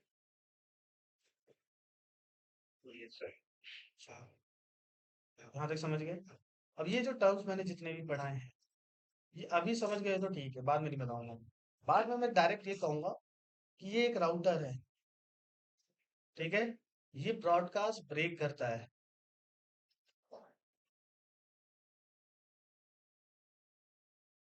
ठीक है, अब पहले तो आपको ये पता होना चाहिए ब्रॉडकास्ट क्या होता है। अगर आपने पहले पढ़ा होगा कि ब्रॉडकास्ट का मतलब है सबके पास भेजना, ये सबके पास भेजने से रोक रहा, ब्रेक करने का मतलब है रोक देगा, है ना?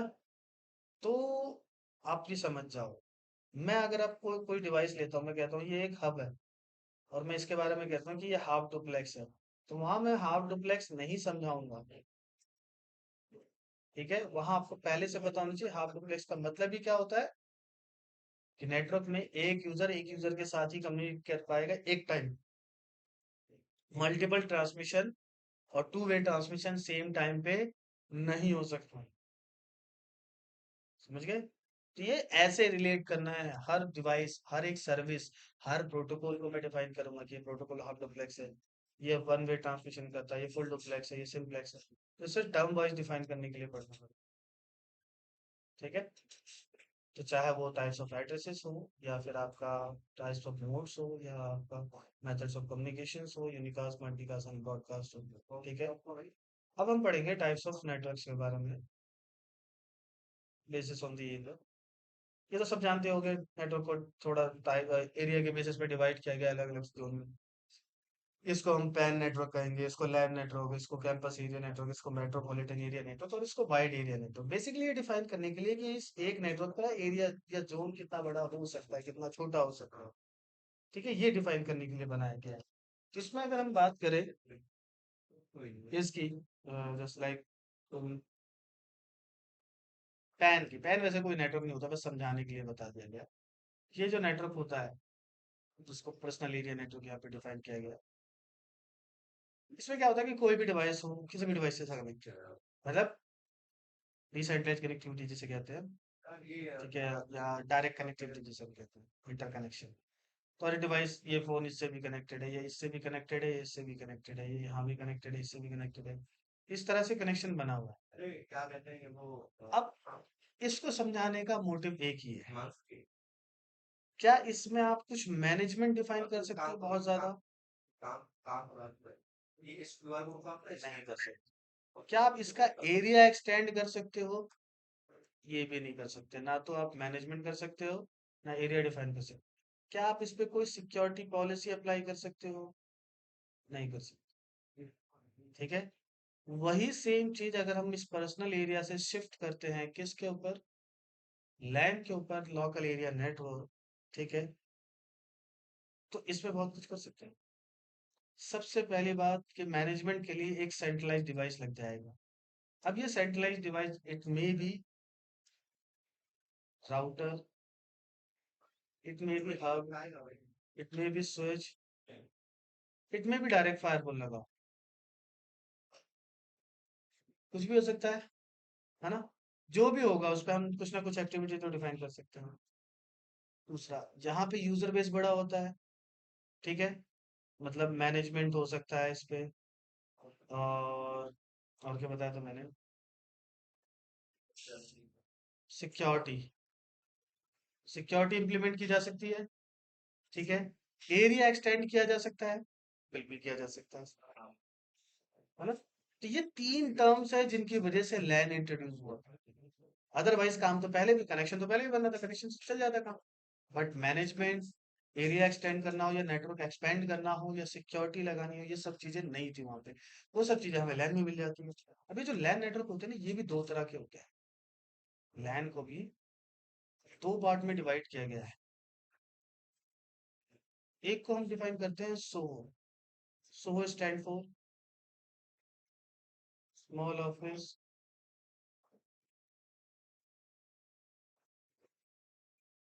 होम ऑफिस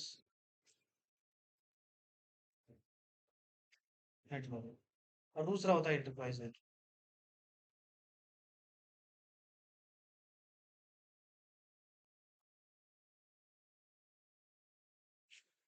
ठीक है, आप जो घरों में यूज कर रहे हो कौन सा यूज कर रहे हो? सोहो नेटवर्क यूज कर रहे हो। ठीक है, सोहो में जो हम राउटर यूज करेंगे वो कौन सा होगा? होम राउटर होगा। होम राउटर जो आपको आईएसपी दे के जा रहा है वो होम राउटर है। यहाँ जो यूज करेंगे हम, यहाँ पे या तो एज राउटर यूज होंगे या फिर एंटरप्राइज राउटर होते हैं वो यूज होंगे। ठीक है, यूजर यहाँ पे आपका क्या होगा? 10 से 20 मान लें। यहाँ पे यूजर कितने होंगे? 50 से 500 तक हो सकते हैं। ठीक है, सिक्योरिटी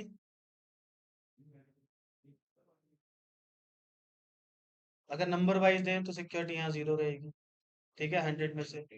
और यहाँ सिक्योरिटी का हम नंबर दें तो ये आपकी 92 तक हो सकती है। ठीक है, ओके। मैनेजमेंट 0 रहेगा यहाँ पे। ठीक है, और यहाँ पे मैनेजमेंट जो होगा वो 100 नंबर दे तो फुल मैनेज रहेगा। ठीक है, तो डिफरेंस समझ में आ रहा है आपको? और वैसे बताओ, क्योंकि सिक्योरिटी के नाम पे आपके पास एक ही चीज होती है, दैट्स कॉल्ड वाईफाई पासवर्ड। मैं नेटवर्क लेवल पे बात कर रहा हूँ, आप डिवाइस पे मत जाना। ठीक है, नेटवर्क लेवल पे। डिवाइस पे तो बहुत सारे पासवर्ड लगे थे, लेकिन वाईफाई की सिक्योरिटी के नाम पे सिर्फ यही होता है। और आप में से कितनों को शायद आता होगा, नहीं आता होगा तो पहली लैब में जो भी सीएच की पहली लैब पहली दूसरी क्लासेस होती है उसमें वाईफाई पासवर्ड ब्रेक करना सिखा। इवन दो मैंने सीएच नहीं पढ़ी है यार। ठीक है, मतलब उस पर्सपेक्टिव से नहीं पढ़ी जिसमें पढ़ाना है। बट मैं भी जानता हूँ वाईफाई पासवर्ड ब्रेक करना है। मैं एज अ नेटवर्क एडमिनिस्ट्रेटर जब मैं ब्रेक कर सकता हूँ तो जो सिक्योरिटी पर्सन होगा ऑब्वियस सी बात है उसे पता होगा। तो मैं 0 क्यों रख रहा हूँ? पता लगे कोई सिक्योरिटी नहीं होती। किसी को पता ही नहीं हेक्साडेसिमल पासवर्ड रखने कैसे रखे जाते हैं। किसी को नहीं पता है कि 8 बिट का मतलब क्या होगा, 8 डिजिट्स का मतलब क्या होगा। ठीक है, 8 डिजिट में हेक्साडेसिमल का ऑप्शन दिया हुआ है, इसका मतलब क्या होगा? देखो, जितने बड़े बिट में पासवर्ड होगा उतना ज्यादा उसके लिए क्रिटिकल होगा उसको फाइंड आउट करना, चाहे वो कोई टूल यूज करके ही पासवर्ड क्यों ना ब्रेक करे। तो होम नेटवर्क में बहुत इजी होता है किसी भी नेटवर्क में एंट्री लेना। दूसरी सबसे बड़ी बात ये कि ये प्योरली वायरलेस पे ही ऑपरेट होता है हमें। मैक्सिमम 90% नेटवर्क आप देखोगे, 99% नेटवर्क वायरलेस पे चल रहे हैं। घरों के नेटवर्क में वाईफाई कनेक्शन कनेक्टिविटी ही रखते हो ना, कोई वायर तो लगा के पीसी में कनेक्ट नहीं करता। और इक्का दुक्का कर लेते होंगे मान लेते हैं फिर। ठीक है, उन्हें ये भी नहीं पता होगा वायर में भी सिक्योरिटी लग सकती है, तो हम यहाँ पढ़ेंगे आगे चलो। यहाँ एक एक यूजर मैनेज होगा। आप अपना लैपटॉप जाके लगाने की कोशिश भी करोगे ना, आपको दिखा रहा होगा कि इंटरनेट है लेकिन एक सिंगल लाइन नहीं लिख सकते उस पर। ब्राउजर पे कुछ लिखोगे एरर 404 आ जाएगा, जबकि इंटरनेट दिखा रहा है, इंटरनेट एक्सेस है, सब कुछ है, तब भी रीजन प्योरली मैनेज रहेगा। मैनेजमेंट के साथ सिक्योरिटी रहेगी। समझ गए? अब इतनी चीजें समझने की, management 0 just like plug and play चलता है होम नेटवर्क। ये आप कनेक्ट करने के बाद क्या अपना आईपी सेटअप करते हो, पूरा मैन्युअली डिफाइन करते हो? क्या आप नेबर डिवाइसेस जो उससे कनेक्टेड डिवाइसेस उसमें फाइल शेयरिंग मेथड वगैरह यूज करते हो? कोई नहीं करता है। ठीक है, मैनेजमेंट क्या आप ये डिफाइन करते हो कि आपका राउटर कितनी चीजों को एक्सेस देगा, कितने को एक्सेस नहीं देगा? क्या आप ये डिफाइन करते हो कि उस पे सिर्फ 5 यूजर ही ऑपरेट होंगे, 5 के बाद 6 वाला यूजर ऐड ही नहीं हो सकता चाहे पासवर्ड ही क्यों ना बताओ? ये सब मैनेजमेंट हुआ। क्या ये आप डिफाइन कर रहे हो उस पे? तो मैनेजमेंट के नाम पे क्या हुआ? ये नहीं होगा। क्योंकि अभी जो मैं आगे पढ़ाने वाला हूँ उसके बिहाफ पे जितना आपको पता है उसके बिहाफ पे आप कहोगे सर फिर भी 20% तो मैनेज होता ही है। आपके लेवल पे ठीक है कि 20% होता है, बट मेरे अकॉर्डिंग जीरो है, क्योंकि जो भी आप आगे पढ़ोगे सारा कुछ तो मैनेजमेंट ही पढ़ने वाले हो, नेटवर्क में क्या क्या मैनेज किया जा सकता है, कैसे किया जा सकता है। तो स्विच लेवल पे, फिर राउटर लेवल पे, फिर फायरवॉल लेवल पे। स्विच में फिर अलग अलग लेवल्स हैं, फिर फायर राउटर में बहुत सारे लेवल्स, अलग अलग प्रोटोकॉल्स, अलग अलग सर्विस, फिर फायरवॉल की बहुत सारी चीजें हैं जो उसको सब चीजों को जब देखोगे तो पता चलेगा कि यहाँ कुछ भी ऑपरेट नहीं है, कुछ भी नहीं हम कर रहे हैं, ना स्विच कॉन्फ़िगर कर रहे हैं, ना राउटर कॉन्फ़िगर कर रहे हैं, ठीक है, ना ही हम फायरवॉल कभी लगा रहे हैं अपने होम नेटवर्क में, ऑब्वियस सी बात है, जरूरत भी नहीं है हमें। ठीक है। अच्छा, एक टर्म और है जो कि वो सिक्योरिटी के क्वेश्चन मेरे से पूछा गया था, ठीक है, किसी सेमिनार में पूछा गया कि सोहो नेटवर्क और इंटरप्राइज नेटवर्क, ठीक है, इन दोनों नेटवर्क में रिलायबल नेटवर्क कौन सा सबसे ज्यादा है, रिलायबिलिटी किसकी ज्यादा है?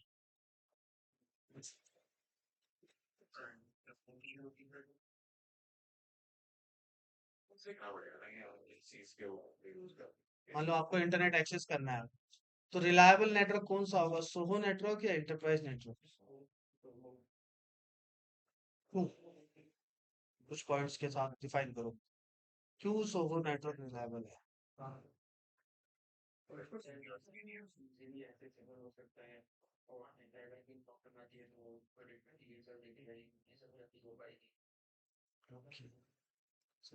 रिलायबिलिटी होगी।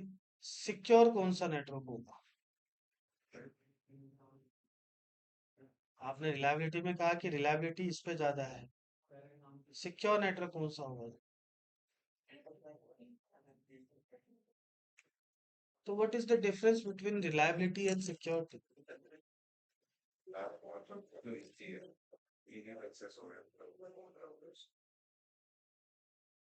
तो देखो, रिलायबिलिटी और टर्म्स में सही बता रहे हो आपका।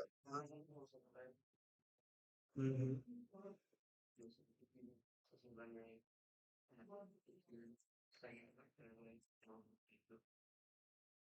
डेटा ट्रांसमिशन आपका, या आप उस पर भरोसा कितना करते हो उस नेटवर्क को, और सिंपल टर्म में है, आप अपने होम नेटवर्क पे भरोसा ज्यादा करोगे कंपेयर टू एक ऑफिस का नेटवर्क जो कि सिक्योर है, बट स्टिल होम नेटवर्क पे आपको ये भरोसा है कि आपका डेटा कोई देख नहीं रहा है, ठीक है, आपकी कोई मॉनिटरिंग नहीं कर रहा है राउटर के।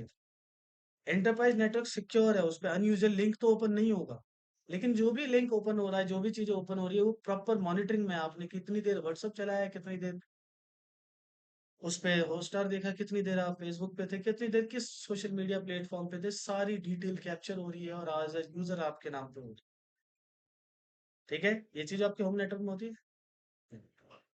हाँ, बट सिक्योरिटी की बात करेंगे, ऑब्वियस सी बात है, सिक्योर ज्यादा रहेगा। अच्छा, अगर मैं इन तीनों के बीच में एक और लगा दूं, आपका जो एक और नेटवर्क होता है, जो फ्री नेटवर्क्स होते हैं आपके लिए, फ्री वाईफाई नेटवर्क जो होते हैं, इनके बारे में क्या ख्याल है?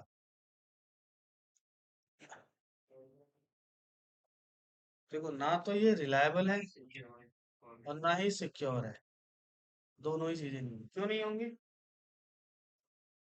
आपको नहीं पता कि वाईफाई के पीछे कौन है, ठीक है, कितनी डिटेल आपकी कैप्चर, इंटरप्राइज में एटलीस्ट ये तो है कि चलो कैप्चरिंग हो रही है, मॉनिटरिंग हो रही है, बट ये तो नहीं है कि आपके अकाउंट से पैसे काट लेगा इंटरप्राइज नेटवर्क वाला, आपके पासवर्ड को ग्रैब कर लेगा वो, ये तो नहीं रखेगा ना, ऑब्वियस सी बात है, थोड़ी सी इंटीग्रिटी भी तो मेंटेन रखनी होती है, कंपनी से नेटवर्क, चाहे कंपनी का नेटवर्क ही क्यों ना हो।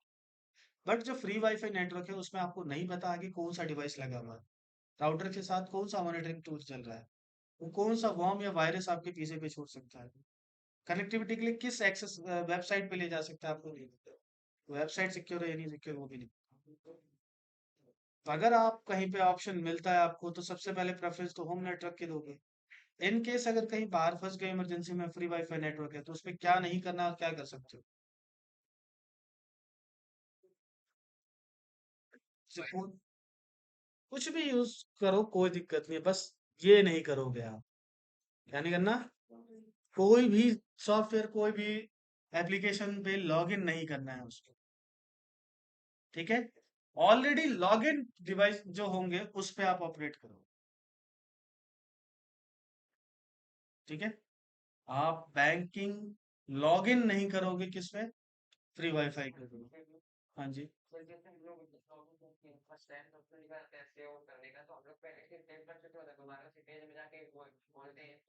आप कोई भी banking software free wifi network पे जब ओपन करोगे तो 2-3 बार वार्निंग देता है, और कुछ तो ओपन ही नहीं होता है। या तो फोन नेटवर्क चाहिए, या उन्हें होम नेटवर्क चाहिए, और वो खुद आइडेंटिफाई कर लेते हैं नेटवर्क होम नेटवर्क है या फ्री वाईफाई नेटवर्क है, कैसा है वो। उस एप्लीकेशन को पता लग जाता है, क्योंकि आपने एप्लीकेशन इंस्टॉल करते वक्त ये सब अलाउ कर दिया है बाय डिफॉल्ट। तो वो बहुत सारी डिटेल पहले से जानता है आपका। ठीक है। हाँ, अब आपका क्वेश्चन क्या था, एक बार रिपीट करना, क्या पूछना चाह रहे थे इसमें क्वेश्चन।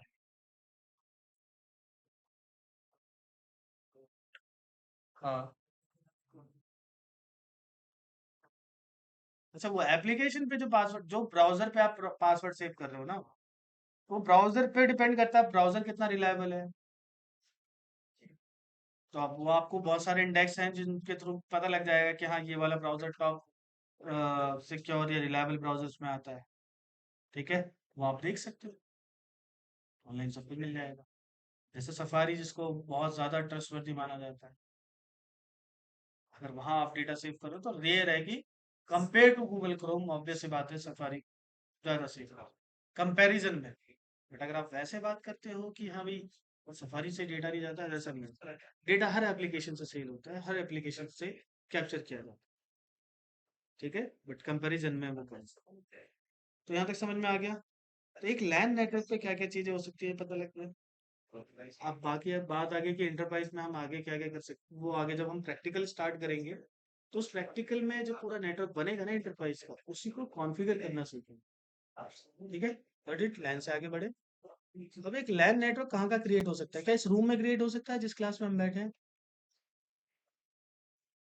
तो बिल्कुल हो सकता है। Firewall clock. ठीक है। और अगर firewall just 1 minute, Fortinet fire, Fortinet firewall available है यहाँ पर। कह तो रहे हैं, तुषार कह रहा है वहां पर भी, लक्ष्मी नगर में भी रखा है, साकेत में भी रखा है। फोर्टीनेट फायरवॉल रखा है। उसके बारे में उसके ट्रेनर हुए ना रखे हुए हैं। तो कुछ पार्ट करवाओगे नहीं करवाओगे ये बताओ। नहीं, हमारे अंदर नहीं। ये आता है किसके अंदर है? ये आता है अलग से सीसीएमपी अनिल सर के अंदर आता है। और वहां जो दीपक यादव जी है वो पढ़ाते हैं। दीपक यादव तो करवाएगा ही, कह रहे हैं, पर दीपक से बात कर लो। बाकी यहाँ पर लक्ष्मी नगर में कोई नहीं करवा सकता, क्योंकि वो रहता है यहाँ पर नोएडा, और लक्ष्मी नगर ही आएगा। इस आके चले जाने के लिए बोलो, 10-20 रुपए के चक्कर में अपना फ्यूचर ना बर्बाद करो बस सीधी बात है, मैंने पढ़ा है नहीं, बहुत दिन हो गए मुझे, मैं नहीं पढ़ता। मैं कर तो रहा हूँ प्रिपेयर, बट लंबा टाइम हो गया पढ़ा है। चलो।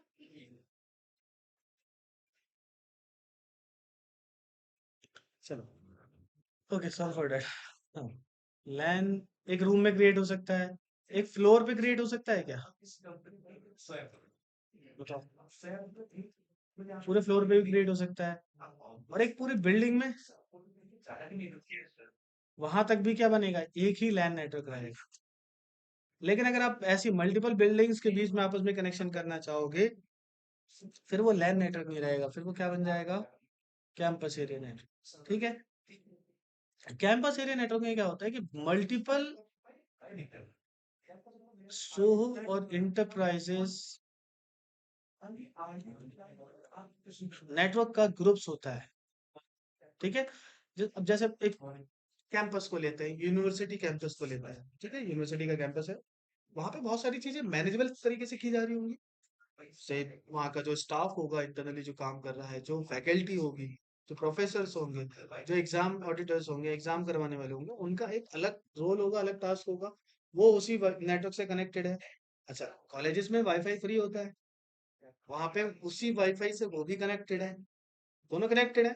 बट दोनों अलग अलग तरीके से काम कर रहे होंगे, एक प्रॉपर मैनेज तरीके से काम कर रहा होगा। हर यूजर की एक अपनी अकाउंटेबिलिटी पहले से डिफाइंड होगी, ऑथेंटिकेशन पहले से डिफाइंड होगी, ऑथराइजेशन पहले से डिफाइंड होगा। एक कॉलेज का स्टूडेंट एग्जाम्स को एडिट नहीं कर सकता, एग्जाम की डेट्स को चेंज नहीं कर सकता, कर सकता है क्या? लेकिन एक वही एग्जाम का जो ऑडिटर है, जो एग्जाम डिपार्टमेंट में काम कर रहा है, वो इस चीज को कर सकता है। फर्क क्या है दोनों के अंदर? कि वो मैनेज नेटवर्क में कनेक्टेड है, और उसके लिए ऑथराइजेशन पहले से कॉन्फ़िगर है कि एज अ यूजर वो क्या क्या कर सकता है। ठीक है, नेटवर्क के अंदर जिसके लिए पहले से डिफाइंड है वो सब चीजें कर सकता है, जिसके लिए जो डिफाइंड है वो कर सकता है। जिसके लिए कुछ नहीं डिफाइंड है और ऐसे एरिया में जा रहा है जहां पे डिफाइंड यूजर्स ही आ सकते हैं, तो वो बाय डिफॉल्ट डिनाई स्टेट में रहता है। ठीक है, मान लो कि एक मिनिस्ट्री है, जब मेरा फ्रेंड काम करता है, मान लो कि वो काम करता है ह्यूमन वेलफेयर, पता नहीं कोई सी मिनिस्ट्री, उसमें काम करता है। अब वहां पे उसका रूल डिफाइंड है कि वो जाके वहां पे इस वेबसाइट पे ये काम करे। ठीक है, बहुत सारों के दूसरे दूसरे रोल डिफाइंड है, तो अपने अपने रोल के अकॉर्डिंग वो आ रहे हैं और उस टास्क को परफॉर्म कर रहे हैं। एज ए यूजर मैं जा सकता हूँ वहां पे, हालांकि मेरे लिए ना तो उसने डिनाई लिखा है, नहीं अलाउ लिखा है कि भाई ये आ सकता है या नहीं आ सकता, लेकिन मैं जाऊंगा तो क्या मुझे जाने देंगे? क्यों नहीं जाने देंगे? हाँ, इसको कहते हैं इम्प्लीसिट डिनाई। नेटवर्किंग में इसको क्या बोला जाता है? Implicit deny. कि कुछ यूजर्स के लिए परमिशन डिफाइन है, कुछ यूजर्स को स्ट्रिक्टली डिनाई किया गया कि ये यहाँ तक जा सकते हैं, इससे आगे नहीं जा सकते। ठीक है, कुछ यूजर्स के बारे में कुछ नहीं बताया, तो जिनके बारे में कुछ नहीं बताया वो बाय डिफॉल्ट डिनाई हो गए। जो बाय डिफॉल्ट डिनाई हो, इस कंडीशन को इम्प्लीसिट डिनाई फायरवॉल में ये टर्म यूज किया है। ठीक है, भाई अगर आपने बोला कि ये यूजर फेसबुक अलाउ नहीं, फेसबुक यूज नहीं कर सकता, आपने ये फायरवॉल पे लगा दिया और ये नहीं बताया कि बाकी क्या क्या कर सकता है, तो वो बाय डिफॉल्ट हर चीज के लिए डिनाई हो गया। तो डिनाई करने के बाद में आपको बताना भी पड़ेगा कि क्या क्या कर सकते हैं। तो ये चीज आपकी इंटरप्राइज नेटवर्क में काम कर रही है, उस एग्जामिनर के लिए जो एग्जाम करवा रहा है वो वहां पे काम कर रहा है। उसी नेटवर्क में आपका स्टूडेंट्स भी कनेक्टेड है वाईफाई के थ्रू। तो जो स्टूडेंट कनेक्टेड है वो अनमैनेज नेटवर्क पे कनेक्टेड है, और जो फैकल्टी कनेक्टेड है वो मैनेज नेटवर्क में कनेक्टेड है। तो कह सकते हैं ना, 100 और एंटरप्राइज का कॉम्बिनेशन यूज हो रहा है।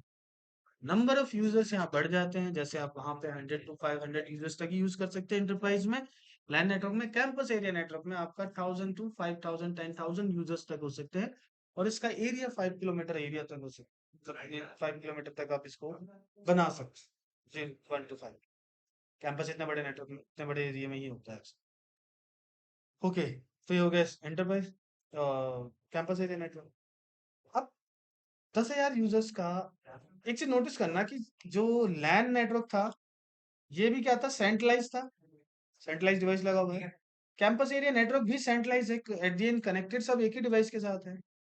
क्यों? जहां पे जो यूजर बेस है वो 5 to 10,000 तक ही है, और इतने यूजर्स का पार्टिकुलर एक डिवाइस के थ्रू डेटा पास आउट कराना पॉसिबल है, इसलिए हम कर सकते हैं।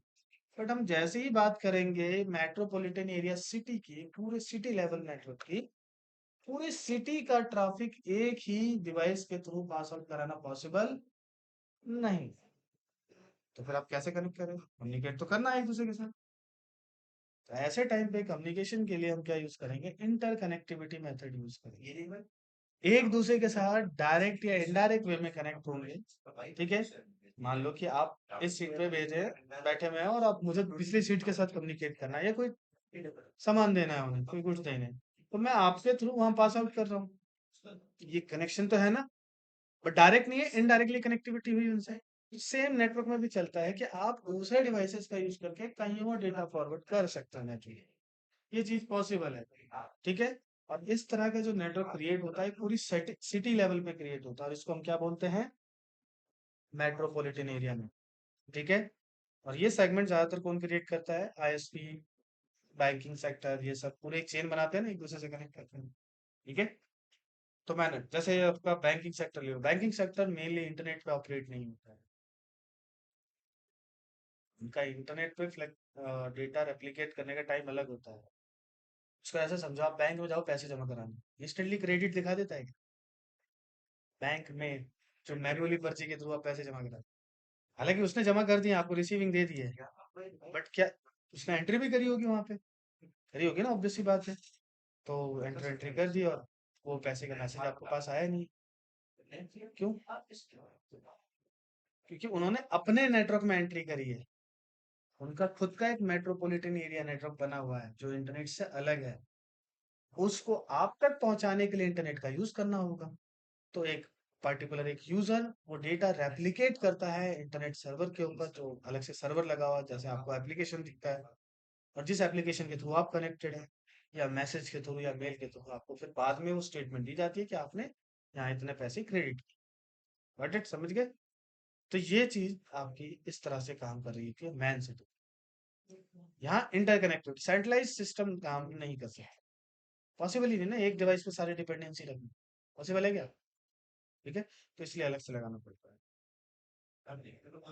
मतलब एक डिवाइस पे एक्सेस के लिए रखना तो पॉसिबल है, लेकिन एक डिवाइस के थ्रू सबका डेटा जाए, और सबका डेटा है, मान लो कि पूरी दिल्ली को, अगर दिल्ली दिल्ली में जितने भी पब्लिक है, सबको जाने के लिए एक ही रास्ता होता है कि इसी से बाहर जाएंगे, इसी से अंदर, क्या होगी? पैनिक क्रिएट हो जाएगा और कुछ नहीं होगा। ठीक है, लेकिन नहीं जा सकता है इतना बड़ा यूजर बेस, और जाएगा तो बहुत टाइम लगेगा, सुबह वाला यूजर रात को पहुंचेगा। तो इसलिए मल्टीपल पाथ बनाए गए और सबको आपस में कनेक्ट कर दिया गया कि हर कोई एक दूसरे के पाथ का यूज करके उस जगह पे पहुंच सकता है। तो इसलिए इसको मेट्रोपॉलिटन एरिया नेटवर्क। आधा क्लियर हो गया? देन उसके बाद आते हैं आपके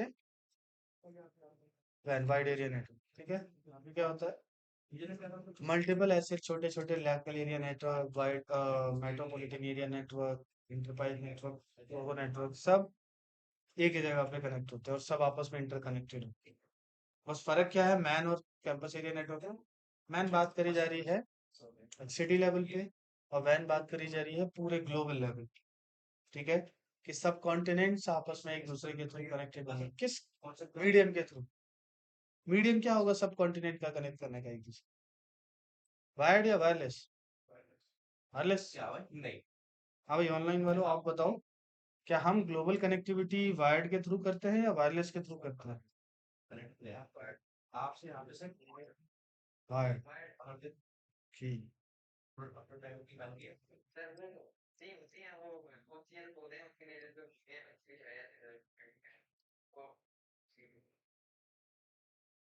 चलो फिर देखते हैं। ग्लोबल कनेक्टिविटी हमारी मोस्टली किसके थ्रू होती है? वायर्ड के थ्रू होती है, सी लाइन फाइबर्स के। दिख रहा है? ये ग्लोबल एक्चुअल केबल की कनेक्टिविटी को डिफाइन की हुई है। ओके, हर कॉन्टिनेंट दूसरे कॉन्टिनेंट से वाया केबल कनेक्टेड, उसी केबल के थ्रू इंटरनेट चल रहा है। समझ रहे हो? 95% ट्रांसमिशन हम वायर पे करते हैं, वायर्ड पे। 5% भी अब हुआ है, इस वजह से हुआ है क्योंकि आप जो एलन मस्क की स्टारलिंक सर्विस है, जो आपका क्या कहते हैं सैटेलाइट के थ्रू इंटरनेट कनेक्टिविटी जो प्रोवाइड करा है, उस वजह से वो 5% की ग्रोथ हुई है। बाकी स्टिल अभी भी हम किस पे डिपेंडेंट है? वायर्ड पे डिपेंडेंट। ठीक है। हाँ, अब पहले और अब में फर्क क्या है कि पहले लिमिटेड केबल्स थी, इसलिए इंटरनेट वीक वीक तक भी जाता था। आपने खुद नोटिस किया होगा, कोरोना से पहले ही देख लो, लोगों के घरों में इतना वाईफाई नहीं था, वाईफाई कनेक्टिविटी नहीं थी, इतने एप्लीकेशंस का इतना ज्यादा अप्रोच नहीं था। ऑनलाइन एंड्रॉइड तो पहले भी आ चुके थे ना फोन, एप्लीकेशंस का इतना ज्यादा बूम नहीं होता था पहले, बहुत ज्यादा व्हाट्सएप फेसबुक इंस्टाग्राम यही सब चल रहा है। बट कोरोना के बाद क्या हुआ कि वाईफाई कनेक्टिविटी बढ़ी, लोगों में इंटरनेट रीचेबिलिटी ज्यादा बढ़ी, जियो आया, जियो की वजह से ही बढ़ी। तो ये सारी चीजों का कॉम्बिनेशन मिलकर क्या हुआ, इंटरनेट को बूम किया। अब इंटरनेट बूम हो रहा है तो भाई फ्रंट एंड पे तो हो रहा है, बैक एंड पे भी तो चलना चाहिए ना वैसे ही। तो बैक एंड पे डेटा ट्रांसमिशन का लोड सिंगल वायर पे तो हैंडल नहीं हो सकता। अगर उस पर हो भी रहा है तो उसके लिए बैकअप रखना पड़ेगा ना, कि इनकेस अगर बंद हुआ तो पूरा एप्लीकेशन सर्वर ठप पड़ जाएगा। ठीक है, और गूगल फेसबुक मेटा ये सब क्या करते हैं? मेटा हो गया या आपका माइक्रोसॉफ्ट हो गया, ये हो गया कि अपने उनके सर्वर ना एक मिनट के लिए भी डाउन होते तो न्यूज आ जाती है।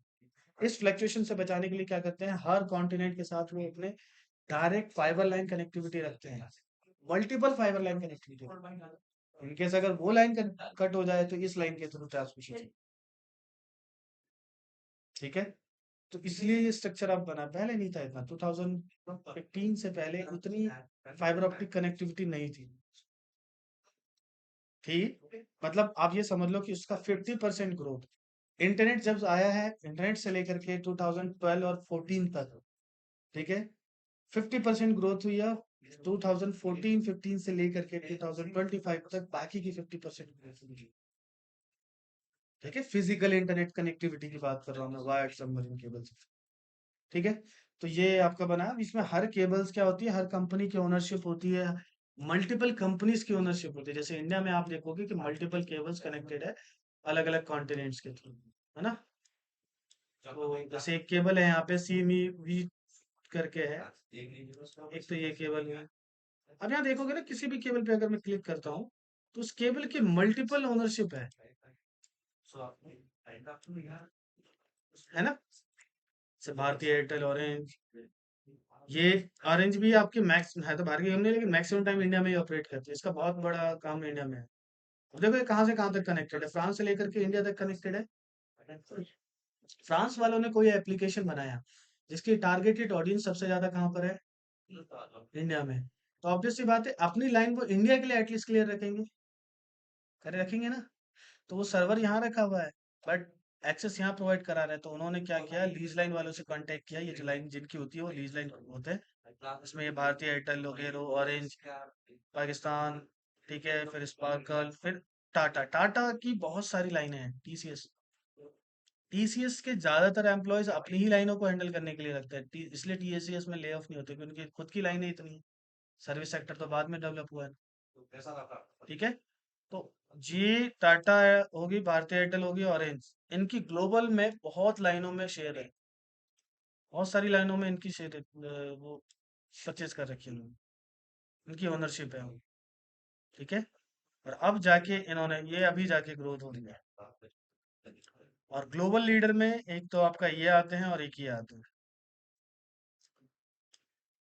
ठीक है। AT&T हो गई, जेडकॉम हो गई, और एक और करके है। ये सब कंपनी ग्लोबल होती है। मतलब एज अ नेटवर्क एडमिनिस्ट्रेटर मैं कहीं काम करना चाहूंगा तो मैं AT&T में काम करना चाहूंगा, क्योंकि ये बहुत सारी वायरिंग की ओनरशिप रखती है, इनके पास बहुत बड़ा स्ट्रक्चर है, ठीक है। अब ये काम कैसे होता है, देखो, मुझे इंटरनेट एक्सेस लेना है। इनकी कनेक्टिविटी हर जगह पे है, ये तो केबल पूरी जगह पे कनेक्टेड है ना। तो मैं इस केबल वाले से कांटेक्ट कर रहा हूँ, या किसी और केबल से कनेक्ट कर रहा हूँ। हाँ, इस केबल वाले से कनेक्ट किया मैंने, और इससे मैंने लीज लाइन ली। ये मुझे लाख रुपए पर मंथ के हिसाब से लीज लाइन देगा। और ये फिर आगे इंटरनेट हजारों होम यूजर को कनेक्ट करेगा, 1000 कनेक्शन डिवाइड करके देगा, और सबसे 1000 1000 रुपये लेगा ये। 1000 तो मैं एग्जांपल दे रहा हूँ, थाउजेंड्स मल्टीपल्स यूजर्स होते हैं इनके पास। ये एयरटेल वालों ने आप जैसे हजारों कनेक्शन दे रखे होंगे, ठीक है, लाखों कनेक्शन दे रखे होंगे। तो वो आपसे शेयर लेते हैं और अपना मंथली रेंट पे करते हैं, ठीक है। तो एयरटेल को रेंट पे करने की जरूरत नहीं है, जियो को पे करने की जरूरत नहीं, क्योंकि इनकी खुद की लाइन है, ठीक है। इंडिया में 3 लाइनें ही ऑपरेट होती हैं। अगर ग्लोबल लेवल पे आप किसी कंपनी में भी जाओगे ना, काम करोगे, तो आप लीज लाइन पे, वाईफाई कनेक्शन अलग होता है और लीज लाइन अलग होता है, दोनों में डिफरेंस पता है। आप जो नॉर्मल कनेक्शन लेते हो ना, वो वाईफाई कनेक्टिविटी है, वो ऑलरेडी ही किसी लीज लाइन का एक छोटा सा पोर्शन मिला है आपको। उससे आपको एक छोटा सा उसकी बैंडविड्थ दी गई है। और जो कंपनीज होती है, बड़ी बड़ी एमएनसीज कंपनी होती है जो सर्वर ऑपरेट कर रही होती है, तो वो डायरेक्ट लीज लाइन लेती है। नॉर्मल वाईफाई कनेक्शन पे उनका सर्वर ऑपरेट नहीं हो सकते हैं। तो लीज लाइन लेके वो कनेक्ट कर देती है उसमें, ठीक है। हाँ, मैं बताने क्या वाला था, मैं भूल गया उसमें। लीज लाइन कनेक्टिविटी,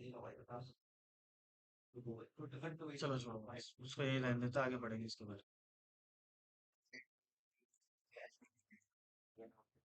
हाँ, तो BSNL, ठीक है, एयरटेल और टाटा, मतलब जहां जहां वाईफाई देखोगे ना, रिमोट एरिया बिल्कुल, चाहे हिमाचल हो, अरुणाचल प्रदेश चले जाओ, कश्मीर चले जाओ, तो ये आपको BSNL मिलेगी, या फिर एयरटेल मिलेगी, या फिर टाटा की लाइन में। वाईफाई की बात कर रहा हूँ मैं, वाईफाई जो कनेक्शन मिलता है इन्हीं कंपनीज को, ठीक है। अब टाटा डायरेक्ट ऑपरेटिंग करती, टाटा के वेंडर्स बनते हैं लोग, इसलिए आप टाटा का वाईफाई नहीं देखते।